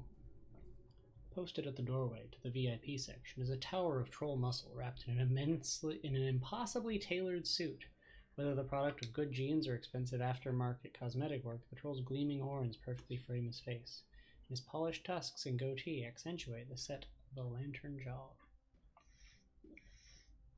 Welcome. Please behave yourself. Will do. You get trouble in here often? Nothing a stern look can't usually solve. You have business here? Looking into the... I like this one better. I was a friend of Sam Watts. Know him? Sure, everyone here knew Sam. Shame to lose a part of the family. There's a sharpness in Clue's eyes. The look of a man who has seen much and earned wisdom at a young age. I figure Sam was the type who needed to be thrown out on occasion. Encouraged to call it a night, I'd say. Sam was a drunk, but he usually wasn't a violent one. Usually? What about the night he died? He was a bit agitated. Didn't catch the specifics. Might have been over a woman. Thought I was going to have to show him out, but I had to deal with a couple of rival go-gangers posturing for one of the working girls upstairs. Jake helped Sam out instead. I appreciate you talking with me. Happy to help. He's a cool dude. Let's wander and meander. Back to that armor selling, bro. Armor, bro.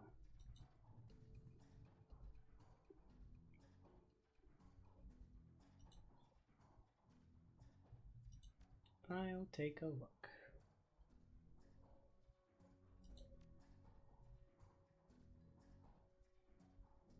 And buy this one that we definitely want. We probably also want ninja clothing, but you know. Confirm Aruskis. Get my new outfit on. Yeah. Look at me now. I have a I have a dress. It's a lovely dress. Feel all stylish and stuff. Super stylish. Like the most stylish. I clicked on him. Why is it not? Open up the outfit screen. I'd like to sell something. It's called Secure Decker Clothing. Take it away. So now I have 500, which is a good, solid number. Moving into the future, and hopefully enough to buy something cool if there's another vendor right around the corner. Look at all these people to talk to. Start off with this guy. Johnny Clean. I like that name. It's a good solid name. Johnny Clean.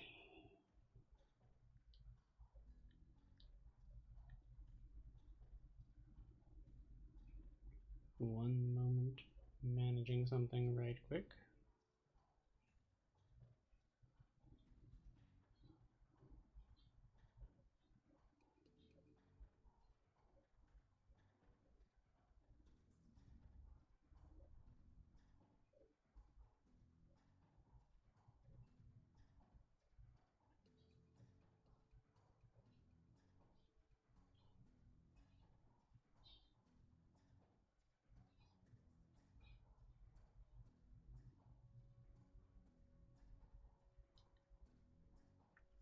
My phone buzzed at me with many things happening at once. I was concerned. Now that I've alleviated those nothing, back to Johnny Clean. The man is dressed like a janitor, but is wearing unusually clean overalls. He's tall, rail thin, and has a cunning look in his eye that says he's more than just a maintenance man. Howdy, name's Johnny Clean. You new? Yeah, first time, just getting a look at the place. Well, enjoy yourself. This looks like your type of place. I'm just sweeping up a bit.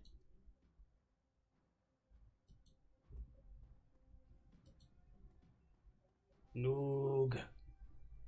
Covered in glowing magical talismans and fetishes, the troll does not seem fully of this world. He mumbles to himself constantly, apparently participating in several conversations at once, but with entities you can neither see nor hear. Mutter. I told you it's not like that at all. Mutter. Bring me proof and you shall have it. Mutter. I am honored, your majesty. Mutter. That was why I said to use mustard instead of catsup. Mutter. Forgive me, Jean, I was a fool. Mutter. He looks you in the eye, his other conversations on hold. You may peruse my magical wares and see their glory. Noog. I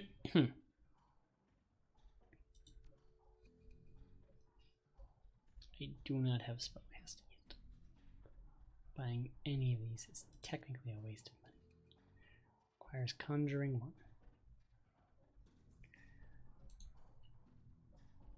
For 2 rounds, decreases target's movement by 1 for 3 rounds.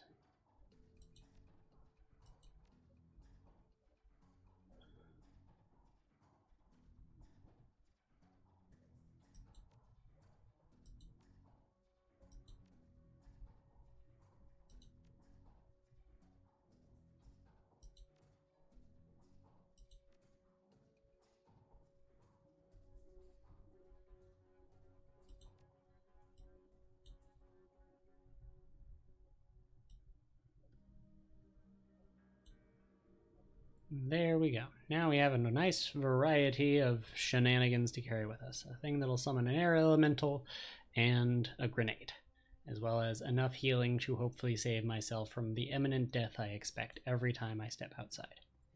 Now let's talk to Mrs. Kubota and get this plot on the road, shall we? Yes. Mrs. Kubota watches you cross the room, sizing you up as you approach. As you go over to Noog, mock him slightly, before enjoying his company immensely, purchasing several products from him, rearranging your inventory, and then making smarmy comments as you continue walking across the room. As you get closer, you can see that she's of mixed race, African and Japanese. Her demeanor says, "This is my house, mess with it at your peril," but her eyes twinkle with a playful light when she speaks. "Konbanwa, good evening." Can you tell that this is slightly My, but aren't you the pretty elf? Are you enjoying the seamstresses' union? There should be plenty for a woman like you to enjoy. She eyes you closely. Or is this business? I'm tempted to ask what's upstairs, but not tempted enough. Tell me, oh my, what is it you're looking for? Looking for information. She eyes you suspiciously. Of course you are. Knowledge is power, ne? So I've been told. Soka. And why should I help you? Jake sent me. Glad to hear that Jake Armitage is alive again. He lives an interesting life. Very well, if Jake sent you to me, I will help you. What do you want to know? Why is this place called the Seamstresses Union? It's the leading question on my mind right now. During the gold rush years, there was a census, and the politicians wanted as high a number as possible to gain power and revenue. To bolster their numbers, they decided to include all the working girls, of which there were many, to the rolls. However, given the times, they could not list the girls' true occupation, so they entered them all as seamstresses. When a girl accumulated enough money to open her own place of business, she named it the Seamstresses Union, so potential workers would know that they would be treated fairly there. And thus a rich tradition was born. So you're a former seamstress? No. Perhaps when we know each other more, I will reveal more about myself. For now, enjoy the union. How well did you know Sam? I knew him. We all did. Sam was a regular here. Whenever he could beg or borrow enough new yen to become altered in some way. Drugs, chips, alcohol, it didn't matter to Sam. As long as he was bent, he was always looking for his next fix. He clung to this place like it was his lifeline, and we treated him as part of the family, even if none of us truly liked him, except Coyote. Did you see Sam on the night of his death? He was here, quite inebriated, as he often was. Coyote was working bar that night, and she informed me that Sam was getting rowdy and belligerent with other customers. When I requested he leave, he refused. My bouncer, Mr. Clue, was off dealing with another issue, so I requested that Jake escort Sam out the back door into the alley. That was the last I saw of either of them. One more question. Can you tell me where to find Coyote? Her face darkens. Would that I could. I have not seen her in 2 days. She's a smart woman and quite dangerous, but I fear for her. If she's dangerous, why fear for her? Please, if you are what I think you are, you know. There's always someone more dangerous. Her room is upstairs. If you are looking for her, I invite you to examine it. You may be able to uncover her whereabouts. I would not normally betray her privacy in this way, but she's missed 2 shifts now and cannot be reached on her comm. It's unlike her. If something has happened, I will not have inaction on my conscience. Here's the key. I do love protagonist levels of instant trust. You're investigating this other matter for someone we care about, so please investigate this matter for me. Greatly appreciated. There is a mid-grade security panel attached to the nearby door. It's set to require a password for entry. Decking 2, hack the panel. I will not be denied access to things, thank you. Stuffed bear seems to be hiding something. Nitro. Strength and willpower plus 2, charisma intelligence minus 2 for 5 rounds. What would you like to do? Let's throw it in the stash. Confirmarooski.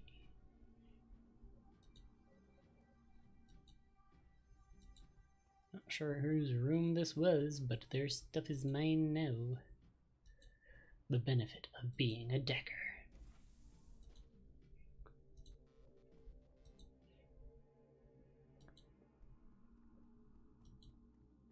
Appears to just be a room. Nothing special. It's annoying.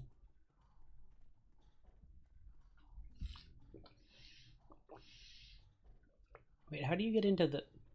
This doesn't physics. There aren't doors.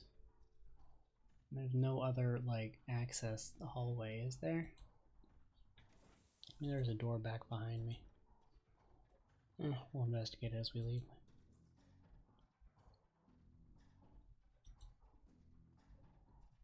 Looks like Coyote keeps her clothes in boxes on the floor.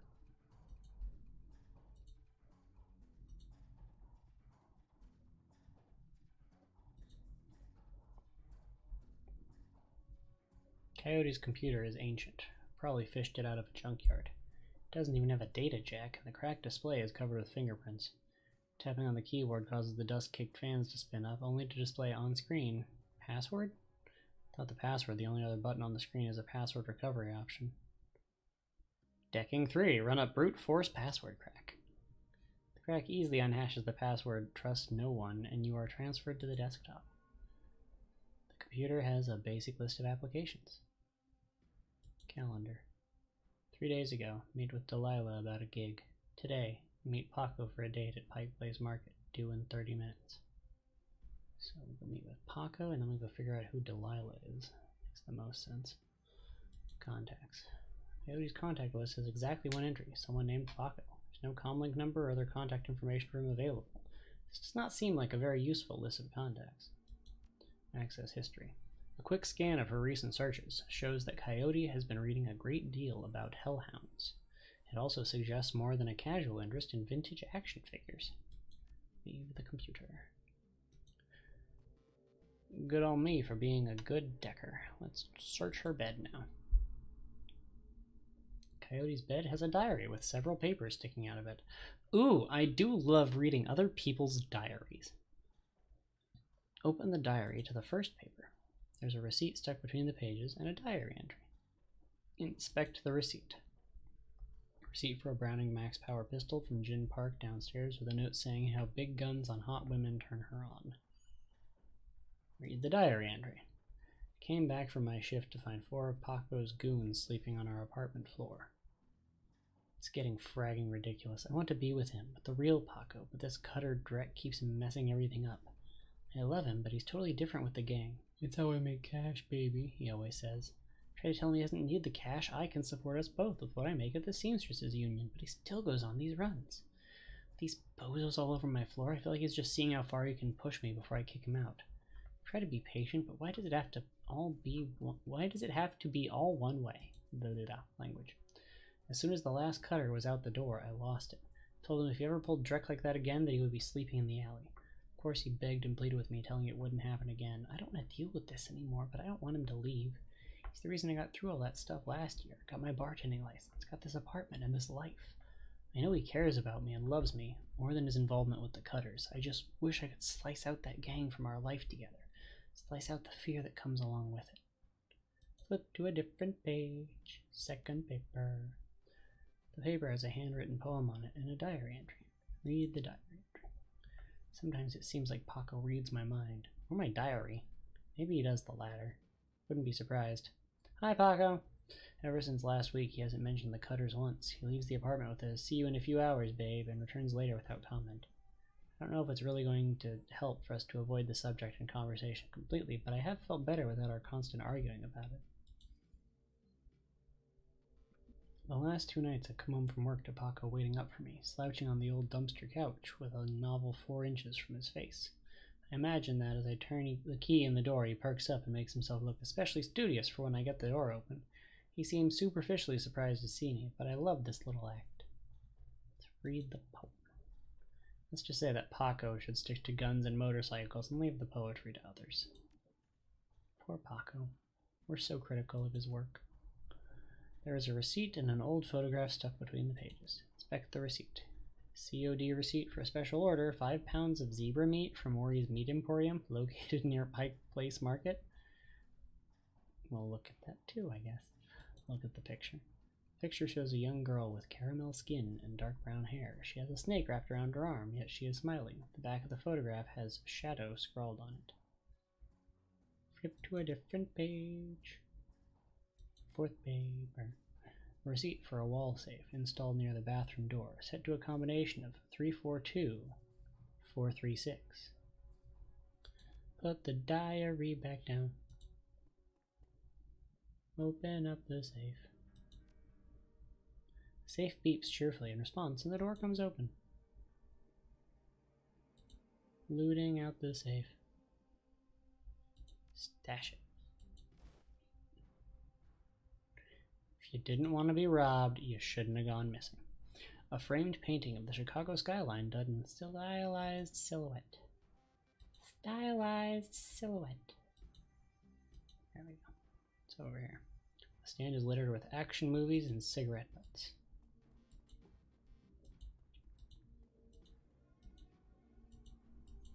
For a girl who literally has in her backstory one time shot a coyote thinking it was a shaman, gotta say, none of that surprised me. Must be Mrs. Kubota's room. Or a door to a hallway I'm not allowed into. Either way. Let's go talk to Kubota.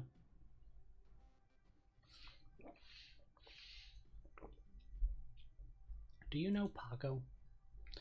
He's a ganger, a member of the Cutters. He's a good kid and a nasty line of work. I warned Coyote against getting too attached to that type. They don't live long. Have you heard of Maury's Meat Emporium? Her face twists in disgust. No, I am a vegetarian. Did you know Jin Park sold Coyote a gun recently? I'd be more surprised if she hadn't. Bouncers can deal with most of the troublemakers, but around here you need a gun just to take trash out to the dumpster. Coyote has a date with Paco at Pike Place Market in the next half hour. If you would go down there, it might bring me peace of mind. I'll call a cab for you. It should be able to get you there in time. Gambate kudasai. Good luck.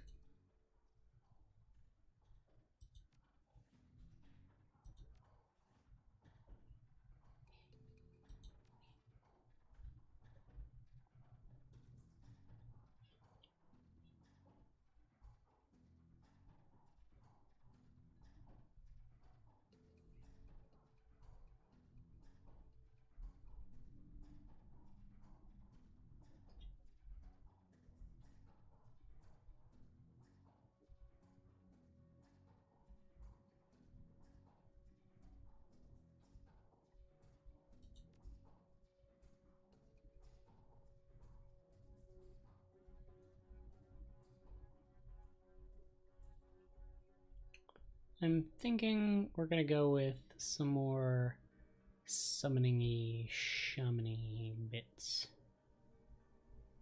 Like maybe learn the ability to get conjuring spells, because I bought some of them.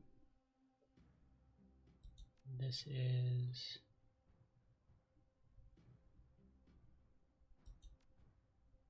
And then we'll raise spirit control. And then the ability to choose a totem. Bear. Heals all friends within 3 of the damage. Most recent attack. Cat. 1 dodge +1 for 3 rounds to all allies in an area. Coyote. Grants all friends within range of 3 with quickness 1. Eagle. 15% to hit. Raccoon. Move bonus at +2 squares. I'm gonna go with bear just because the healing seemed useful. And in memory of that troll that helped me know Jake at one point. Just seems like a useful skill. Myself some magic to heal myself so that just in case I can stay alive, because I am not confident about our combat stats and I'm not raising them too much because that's not really what I'm going for. I like the idea of being a Decker Mage. Decker Mage sounds like fun.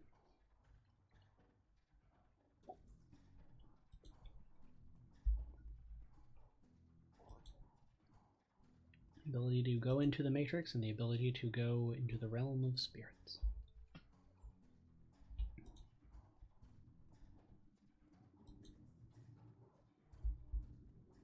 Oh, we're leaving the bar. Leaving the Union, the brothel and the bar. This place they call the car. So now we're going to go and meet up with Paco. You catch a cab from Touristville to Pike Place Market, an immersively quiet ride that takes you from probably going to be mugged to probably going to pay too much for your drinks. Compared to the urban wasteland of the Barrens, the downtown area is filled with modern buildings, lighted streets, and unbarred shops, all living beneath the shadows of massive corporate arcologies. For many, these arcologies are home. For others, they're hulking monuments to where the world went wrong. Famous for its fishmongers, Pike Place Market has been around since the early 1900s, overlooking the bay. Now it's a market for all things, legal and illegal, a melting pot of the haves and have-nots. Even though most of the shops are closed, the sights, sounds, and smells of the market hit you from the moment you step out of the cab.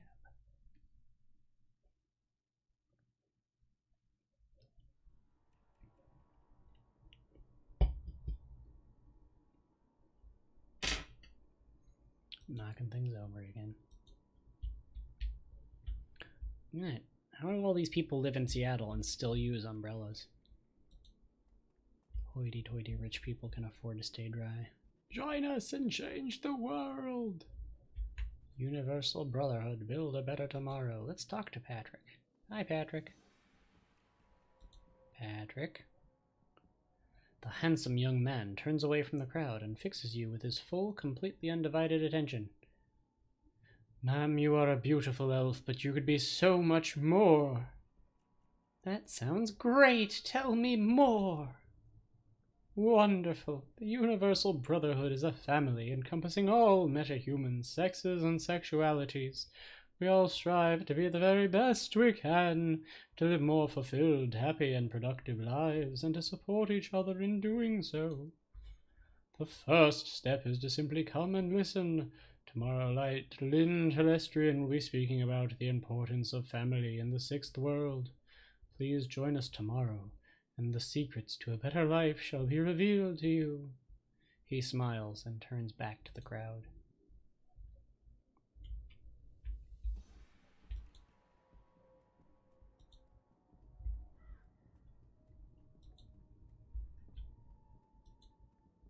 Refurbished flowers for sale. Synth juice for sale, just fab today.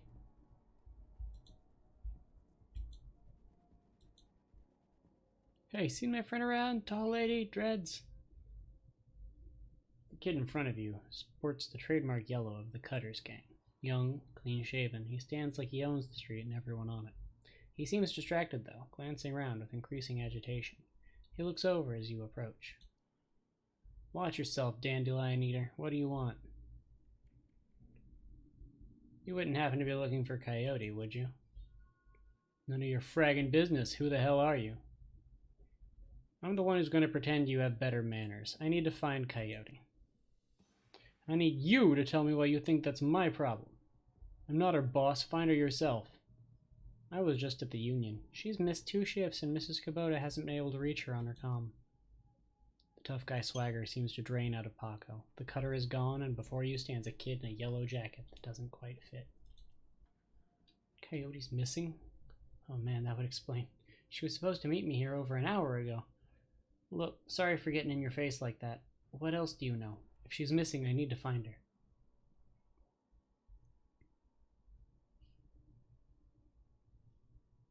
Ever heard of a place called Maury's Meat Market? Coyote had a receipt for some zebra meat from there. What, you've been rummaging through her stuff? Yeah, that shop's just down the block. What the hell would she need zebra meat for, though? Beats me. Do you know a fixer named Mr. Delilah? Coyote had a meeting with him a few days ago. Know of him, sure. Blake doesn't allow any cutters to take side gigs, though, so I got no reason to deal with him. Coyote hasn't said anything about taking new work. Wait a minute. Drek! I know where she went. Damn, why couldn't she wait? Damn it! Paco, slow down. Where did she go? The Royale Apartments. The landlord, Stevie J, runs a drug ring out of that hellhole. Coyote grew up there. Doesn't like to talk about it much. She's been looking for a way to settle the score with that guy for years. A few days back, I heard Mr. Delilah was looking for runners to steal some sort of item out from under Stevie J's nose. She must have taken the job. I'm sure of it. And if the thugs got her...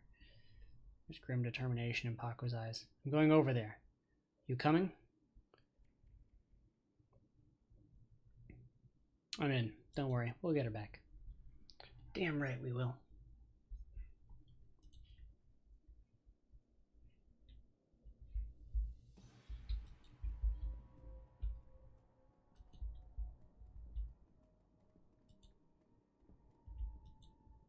Are the Royale apartments here, or do I have to go to another NERPS area? All I want to do is buy some NERPS.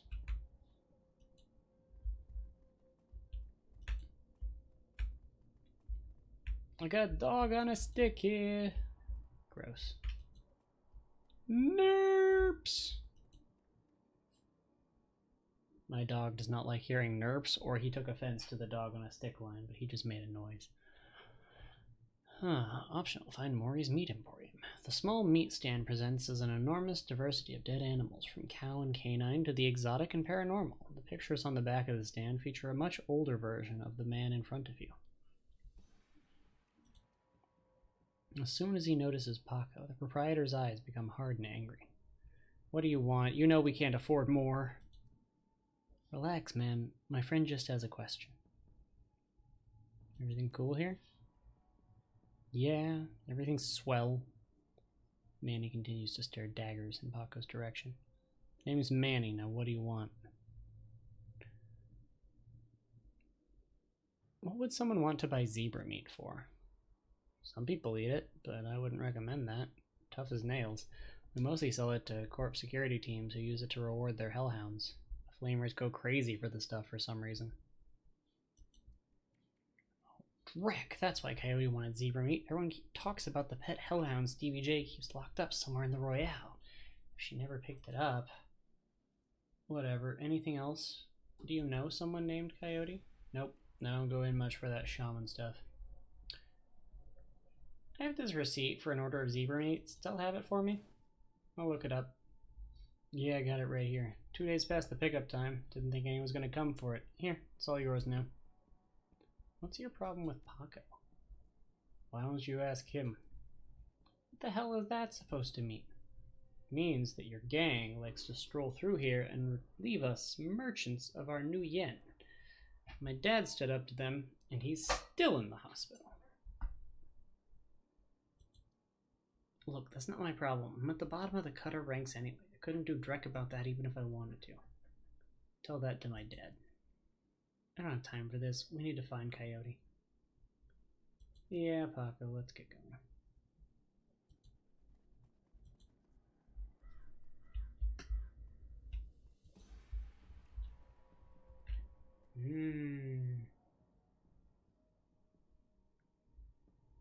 As your eyes adjust to the flashing lights, you spot the body of a woman, dead on the pavement behind the police line. Panic spreads across Paco's face. Oh no, is that Coyote? This isn't happening. God damn it. Doesn't look like a dead woman with dreads. Describe her as being a woman with dreads.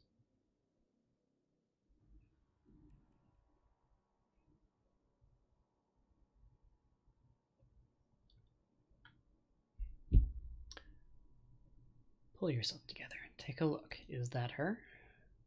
Paco steps forward and breathes a huge sigh of relief.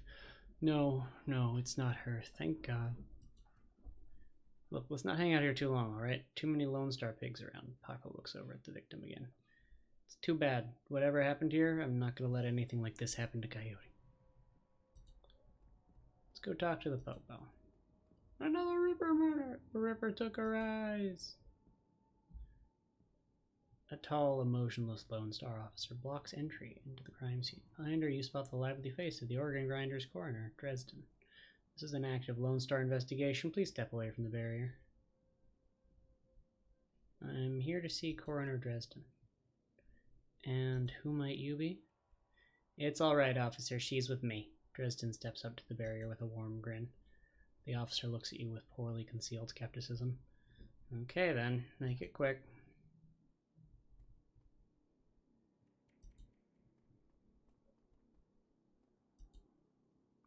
Lying on the pavement is the body of a young human female. Her eyes have been gouged cleanly out, and you notice a string of bite marks along her left arm.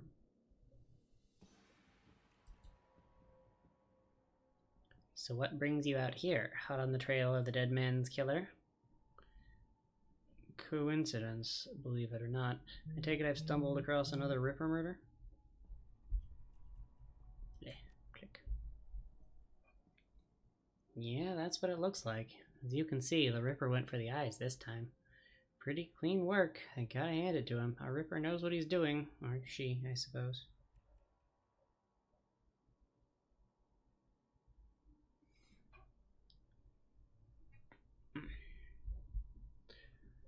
What do you know about the victim?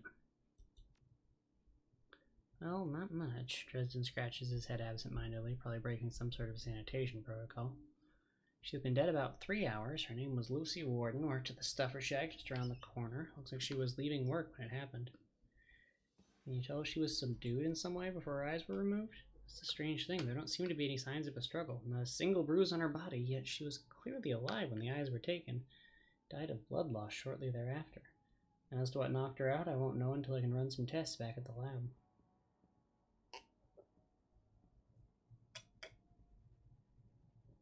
I thought you were in the Redmond franchise. Isn't Pike Place a little far from home? Yeah, well, I don't really mind the change of scenery. Dresden laughs. The coroner for the downtown branch is out on maternity, so I told management that I'd cover for her on this one. Plus, I want this sicko caught. Still think he did it. Or the weird cult.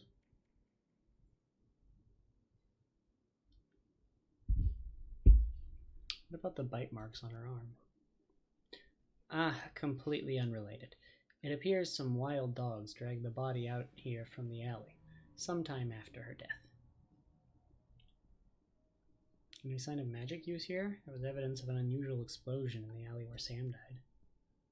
Now there's an interesting thought. No, nothing obvious, though. I'm sure when McCluskey shows up, he'll call in a full magical forensics team, though, just to be sure. So the Ripper takes Sam Watt's liver and this woman's eyes. Any theories? Trophies of some sort, I suppose. Probably of some symbolic significance to the killer. Beyond that, I couldn't speculate. It's enough questions. Thanks, Dresden.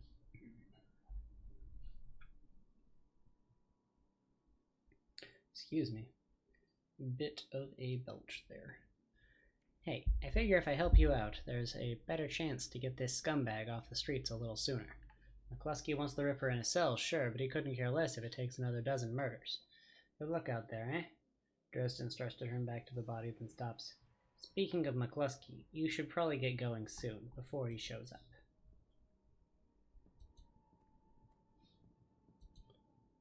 Oh, very good advice. Officer Aguirre.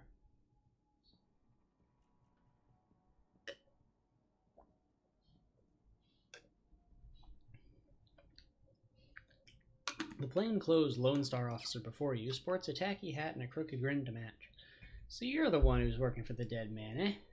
McCluskey warned us you might be sniffing around after the Ripper. How does he know what I was doing? I didn't tell him dick. Lucky for you, I got here before McCluskey. I'm Officer Aguirre. Pleased to meet you. Now, seeing as this crime scene is going nowhere fast, what can I do for you? Can you tell me about the murder that took place here? Not much, really. We know it was about 3 hours ago, and we know that her eyes have been surgically removed. Didn't need Dresden to figure that much out. He's been looking at the body, though, so he might have more. Me, I've been scanning the rest of the scene and looking for witnesses, but no luck so far. Damn Ripper might as well be a ghost. Take it you and McCluskey don't exactly see eye to eye? Let's just say McCluskey and I have conflicting interests. Do you have any leads on the Ripper that I should know about? Ha! Plenty if you ask McCluskey, but the truth is we're as clueless as you probably are. Thanks for your time, officer. Hey, hold on a minute there. You haven't put in a donation for the Lonely Orphans Fund. The Lonely Orphans Fund? Yeah, see, you make a contribution to the fund, I put you on a list and let you know the next time we find any orphans that you might be interested in. Well, I'm always interested in finding out about any new orphans you discover. Excellent. Shall we say 300 new yen? Even 100 new yen would make a big difference for an orphan these days. He makes a face. Yeah, well, some orphans have more expensive tastes than others. 200. You can take it or leave it. It's 100 or nothing. Gear shrugs. You're lost then. I did not have the money to bribe for whatever kind of intel he was going to give me. I'm not sure what kind of a bribe it would be. The elf standing before you may quite possibly be the ugliest elf you've ever seen. His meticulously clean lab coat, formal jacket, and old-fashioned bow tie give him the look of an undertaker from centuries past. He notices you approach and locks eyes with you, smiling a thin, unnerving smile. Hello there, stranger. Might I inquire, do you know which organ grinder's facility this body will be removed to? Who's asking? The elf giggles. A strange, high-pitched warble you would not expect to emerge from his misshapen face. Oh, I'm no one of consequence. Never mind that, though. Good evening to you and your friend the coroner.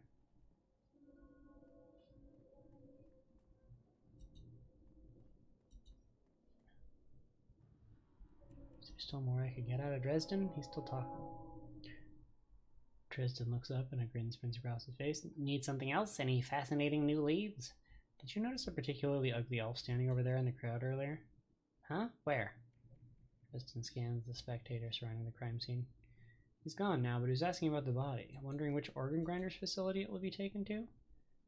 Interesting. Well, there's those who might be interested in purchasing some of her parts, sure, but that's pretty poor form to inquire at the site of a murder. Ugly elf, eh? I'll keep an eye out. Shouldn't be hard to spot if he comes back around. Thanks, Dresden. Anytime.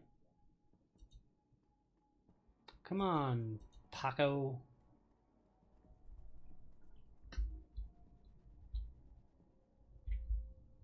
I assume we should go this way.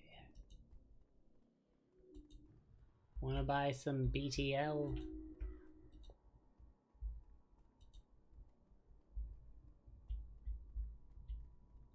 Glad there's no trolls around here. You racist. Speciesist. Metahumanist. Trollist. No, wait, Blind Lucy?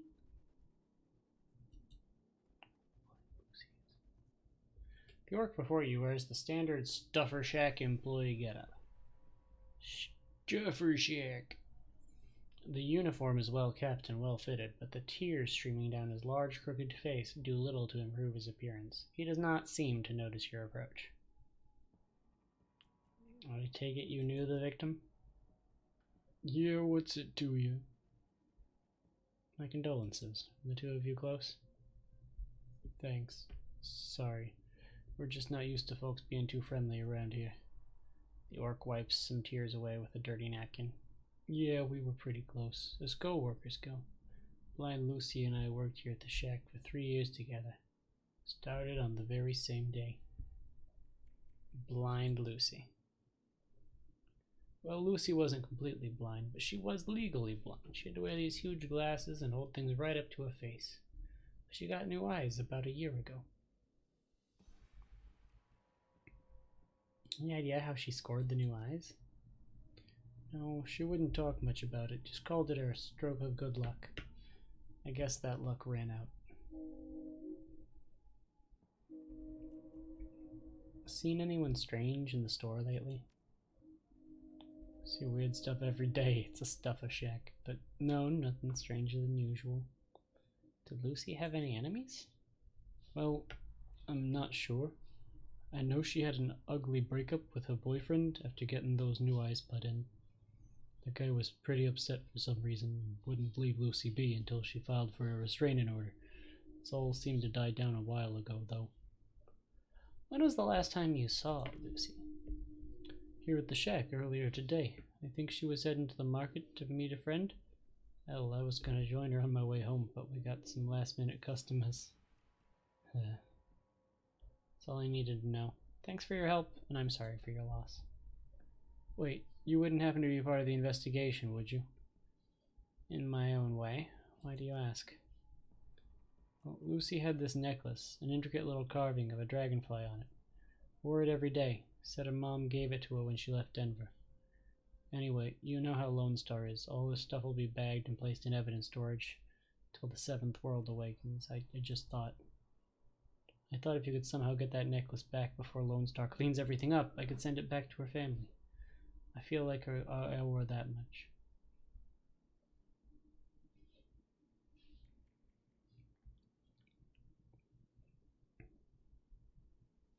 Stealing evidence from a crime scene is a pretty serious offense. What's in it for me? I can throw 200 new yen your way. It's all I can spare. Alright, it's a deal. Thank you for your help, friend. You know where to find me. If I hadn't offered for the Lonely Orphans Fund, if only, I could have had slightly more money. Let's go rob a crime scene. It's a necklace. It's not going to help them find the person. I'm going to find the person and get paid for that. But if I can make more money in the meantime, I would certainly love to. Let's give this a try and see what happens. Do not have quickness. Scan the ground near Lucy's body and spot a small wooden object, mostly hidden beneath the dead woman's hair. This must be the necklace Frank was talking about. A thin, broken cord trails off to one side. It must have snapped during the struggle. Lean down as you start to reach for the necklace. A slim black Lone Star boot slams down on the pavement. What do you think you're doing? Spirit summoning you. This carving is a powerful shamanic summoning fetish. If there was any magic involved in this woman's death, the latent magical energies in this necklace could have become extremely unstable. I need to get it away from here now. You see uncertainty spread across the young officer's face. Well, you seem to know what you're doing, but bring that right back once it's safe. That could be important evidence. You bet. Pick up the necklace. It's an intricately carved piece of wood in the shape of a dragonfly, with a small turquoise stone set within its eyes. The wood feels very sturdy for its weight. With genuine wood, such a rarity in the Sixth World, this piece might be worth quite a bit to the right buyer.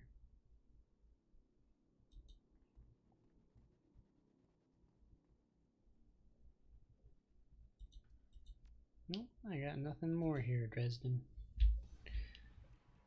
Pretty dang sure you're the one that done did it, though. Like, think about it. It's totally him.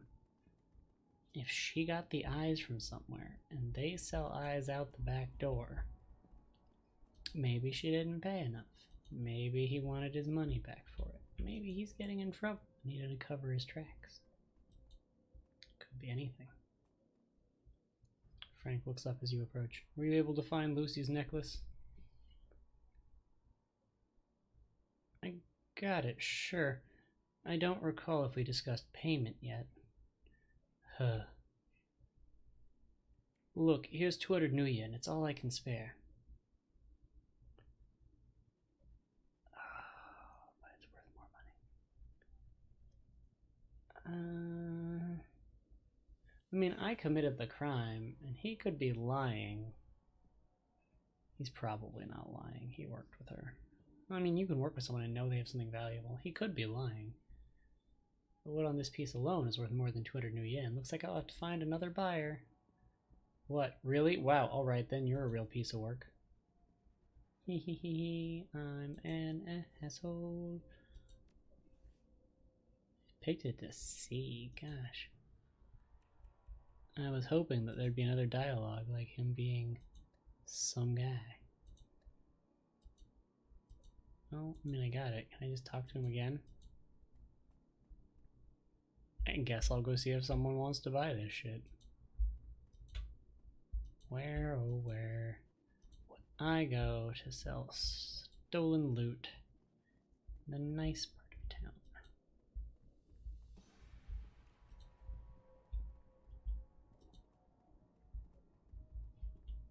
Wander around.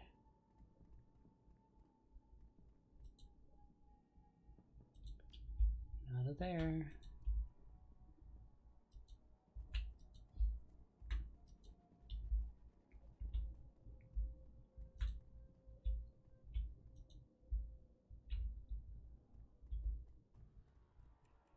Nerps. Orcs and Forks Grocery. We got orcs, we got forks. Orcs and Forks. Shop now.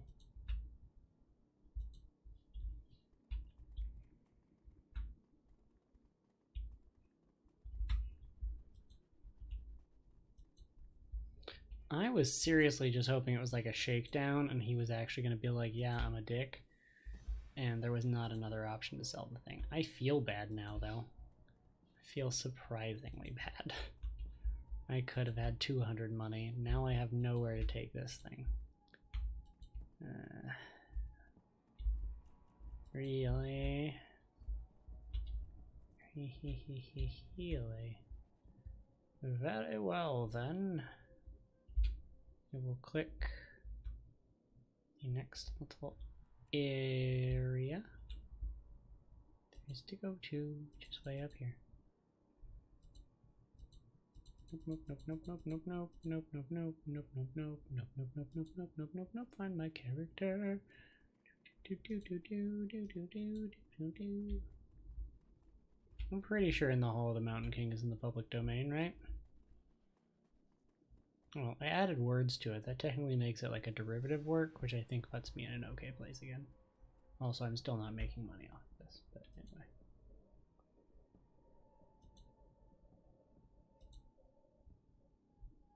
Yeah, give me your thing did the dumb stuff. Royale.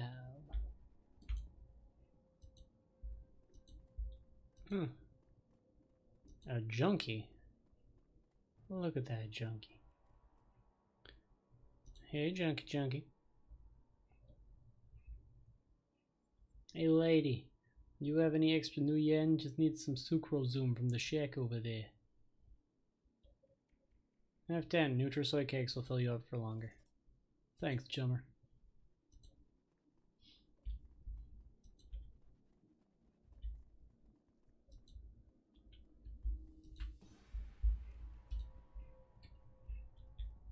I still feel really, really bad.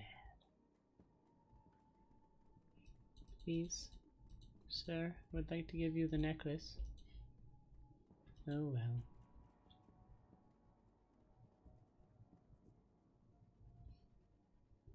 Come on, lady, let's go find Coyote. Yeah, let's go.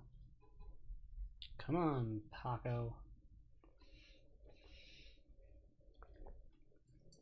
You roll up on the most impressive bit of tenement squalor you've seen in a long time. There's a few street lamps here, and what light there is flickers with uncertainty. Most of the buildings are damaged and tagged. The smell of old, rotting trash mixed with you don't want to know is overwhelming. It's no wonder people living here turn to BTLs. Anything's better than this. The better-than-life chip is the newest drug on the market. You don't need a good life. You can slot someone else's, live through them, and wreck your brain in the process. The front doors of the Royale apartments aren't even locked. As you step inside, you can hear a junkie crying for another hit. It's time to find Coyote and find out what she knows about the night of Sam's murder.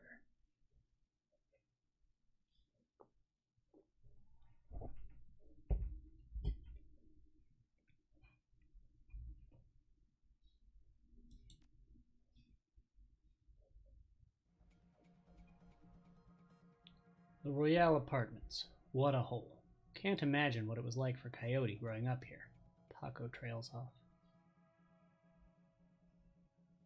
I'm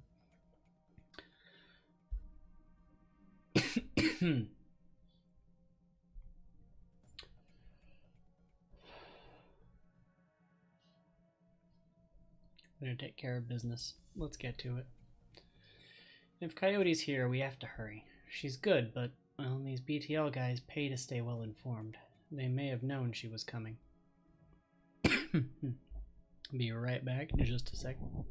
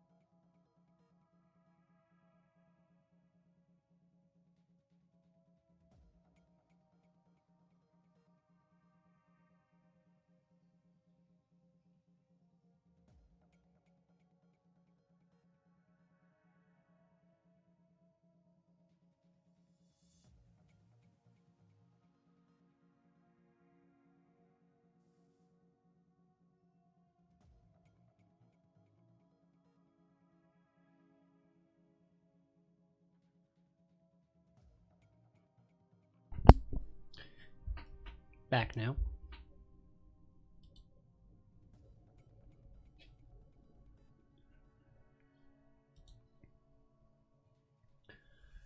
If Coyote's here, we have to hurry. She's good, but, well, these BTL guys pay to stay well informed. They may have known she was coming.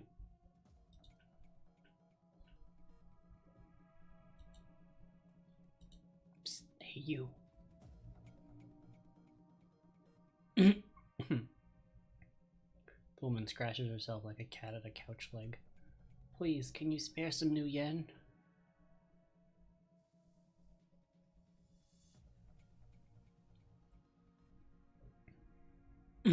Well, you could use a break.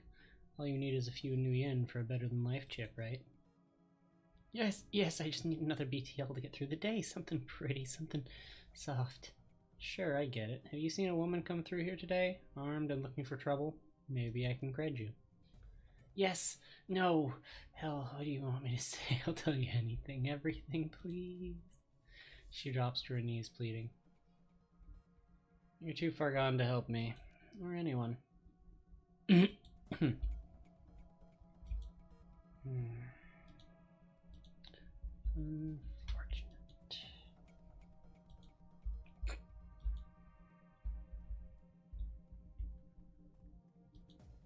More of them. Like a lazy pigeon, he watches you approach. You're not from round here, are you? I don't want any trouble. Easy, Gramps. I'm just looking for information, then I'm gone. Bad day to come around here unexpected. Bit of a commotion upstairs. Stevie's men are twitchy. This pretty young thing came through earlier, snooping around like you two are. I could tell she weren't here for BTLs. Don't know how she got upstairs, but there was a lot more gunfire than there usually is this time of day. That's not good. Did you see her come back down again? Nope. A couple of Stevie's men came around and asked what anyone saw. Kept my mouth shut, I did. Where's Stevie holed up? He's got the whole top floor all to himself. Fancies he's the king around here. Sounds like Coyote's run went sideways on her. Hey, old man, you know how to get upstairs? You've been right friendly, but I can't get on the wrong side of Stevie J. I'm sure you understand. Look, we're here to save her. Do you really want that girl's fate on your conscience? Damn it. You're right. You can go on through my place. Yay! We got a door. We're back. But what do you want now? Anything about that BTL dealer? Just nobody around here would be crying over his death. Brings a bad type of people around that one.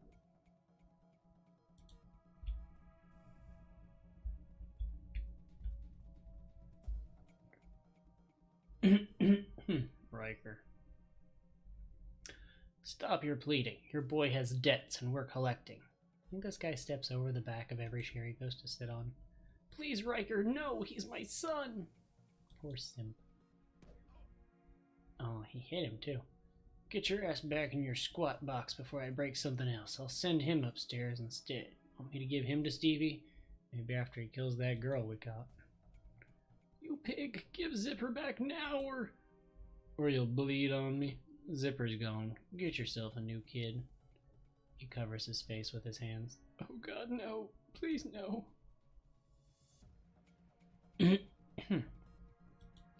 Well, while we're cleaning house, we got over here.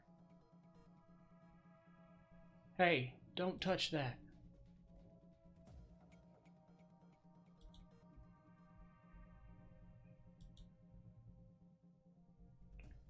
I haven't seen you before, lady. Looking to go somewhere special? A scream echoes through the pipes of the rotten walls. Hard to tell where it came from. What was that sound? He smiles with his mouth, but his eyes say predator. Who knows? Could be anything. Probably someone riding the wrong end of a Yakuza execution BTL. We get all kinds. I can hook you up if you're interested. I need to get to the top floor. Nobody goes up there without Stevie J's say-so. You best stay here and have some fun. Takes a smart guy to run a setup like this. Want to make a deal? I'm a businessman. What you got for me? I'm here to wreck Stevie J's shit. It's gonna happen, so I can add you to my to-do list, or you can step aside, and when the smoke clears, you run this BTL shop. I don't like that one. Get out now and never come back, and you won't end up dead like the rest of Stevie J's goons. You make a persuasive case. I think I'd prefer to leave. Here's the passcode for the elevator down the hall. BTL junkies twitch and throes of their sordid dreams. One bored man stands ready to administer another chip if the credits are good.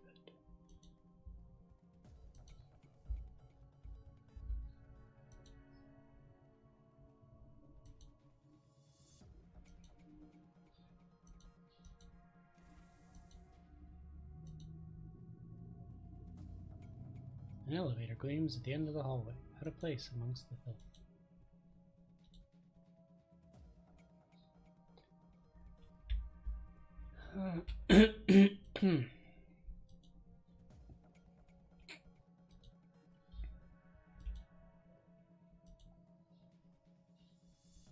This is my home. Get out. What was that all about? Why do you care? It's my son. That bastard took my son. Who took your son?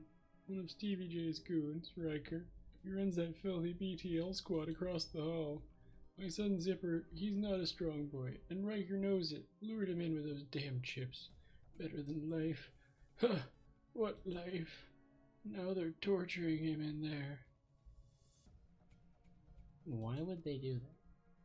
Those sickos have a SimSense recording studio over there. Overheard them say they have a special guest up in the penthouse. They plan to torture her with a recording of my son's dying breath. Must be Coyote. They've got her up there. Keep it together, Paco. She's alive. Stay frosty. Yeah, you're right. I'll be okay. What about my son? See if I can save your son while we're saving our friend. Thank you. Thank you.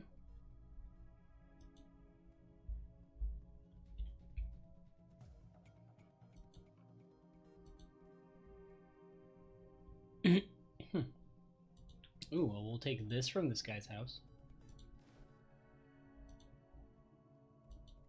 I've already established that my my modus operandi in this game, and for the record, in almost every other subsequent game, RPG or otherwise, much like Bender of Futurama, I like stealing. I like taking things.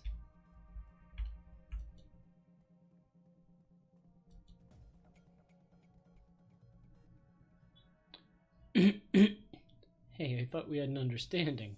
What do you want now? Show me where that man's son Zipper is, and we're really, truly done. Hero, huh? Don't see that every day. Shut your mouth and show me the way.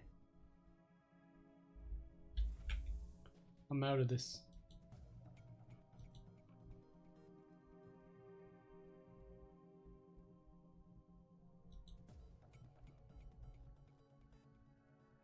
Who are you? Get out! Can't you see I'm working here? Please, please help me. Shut it, Zipper. We're almost done. As for you, leave or I'll put you under the knife next. Unlike your friend out there, I can tell you're not going to be reasonable. Just in case. Can't save in the middle of a conversation.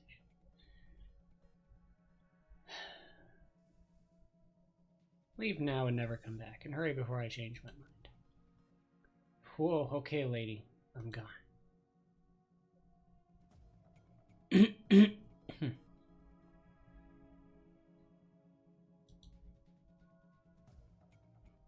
I don't know who you are, but thanks.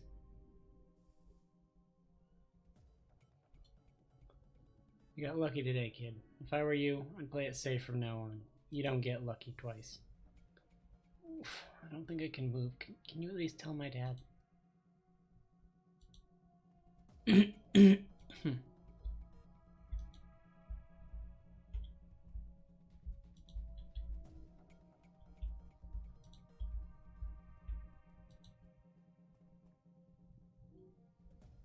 Have you saved my son yet?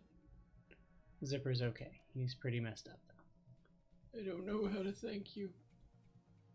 Money? Money would be nice. Excuse me, sir. Sir, I accept payment. I accept items, too.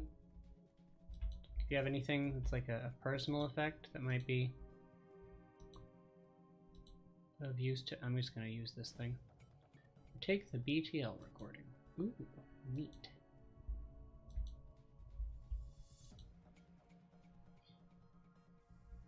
Access the computer. BTL library. Database has a vast array of BTLs covering all topics from disturbing and sad to romantic and adventurous. Back to the main menu. Recording studio. Settings for the recording studio software. Oh, do I not have decking 2? Decking 3.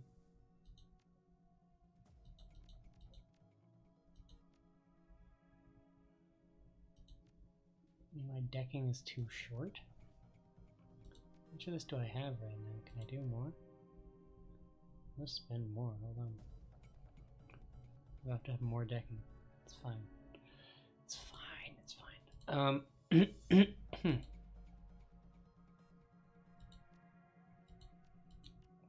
Oh, that's what's holding me back. Okay, so we'll spend 4 here. I guess. Just be more intelligent. Oh, I still have a karma left. Do I want to hang on to it to save up for a thing, or do I want to like improve something small-ish somewhere? I think I have a couple things that I could stand to use. Drone control? It's another whole thing to invest in. I got the first of Conjuring. She casting isn't really my jam this time. Unarmed. Gun. Quickness. I can't do anything with this one. Huh. Oh well. No big deal. Hang on to it. It'll be useful once I have more. In the meantime, let's see what we can do now. Maybe I just needed to be smarter. Why can't I click it? I have decking 3. Because it's not equipped? Do I have to cast it? Does something buff my decking and it has to be lower?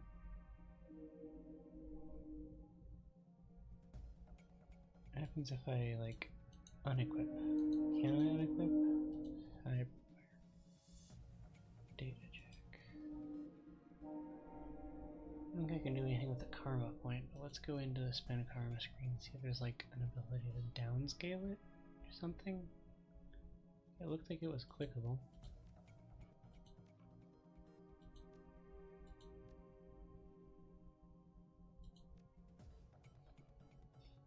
Wait, revert? What does revert mean? Can I just undo pending changes? So like I click this. It's there, and then revert just undoes. Yeah, okay. That's also less than helpful, but okay.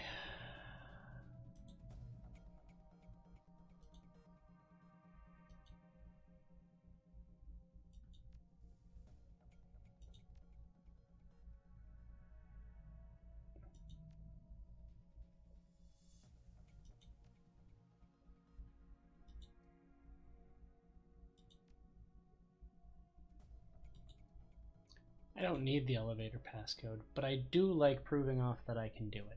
You know? It feels like a good place to be. Okay, so you can just like steal it from there, so I can't do it because I already have done it, or... Huh.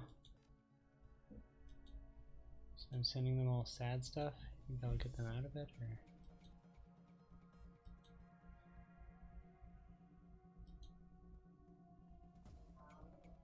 Hello!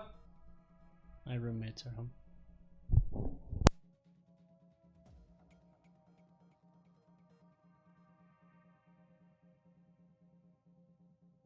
I believe at this point I will actually save and cut stream for a bit because we're about to get into a big long boss fight and I have need of making sure people are doing okay. So give me a few moments.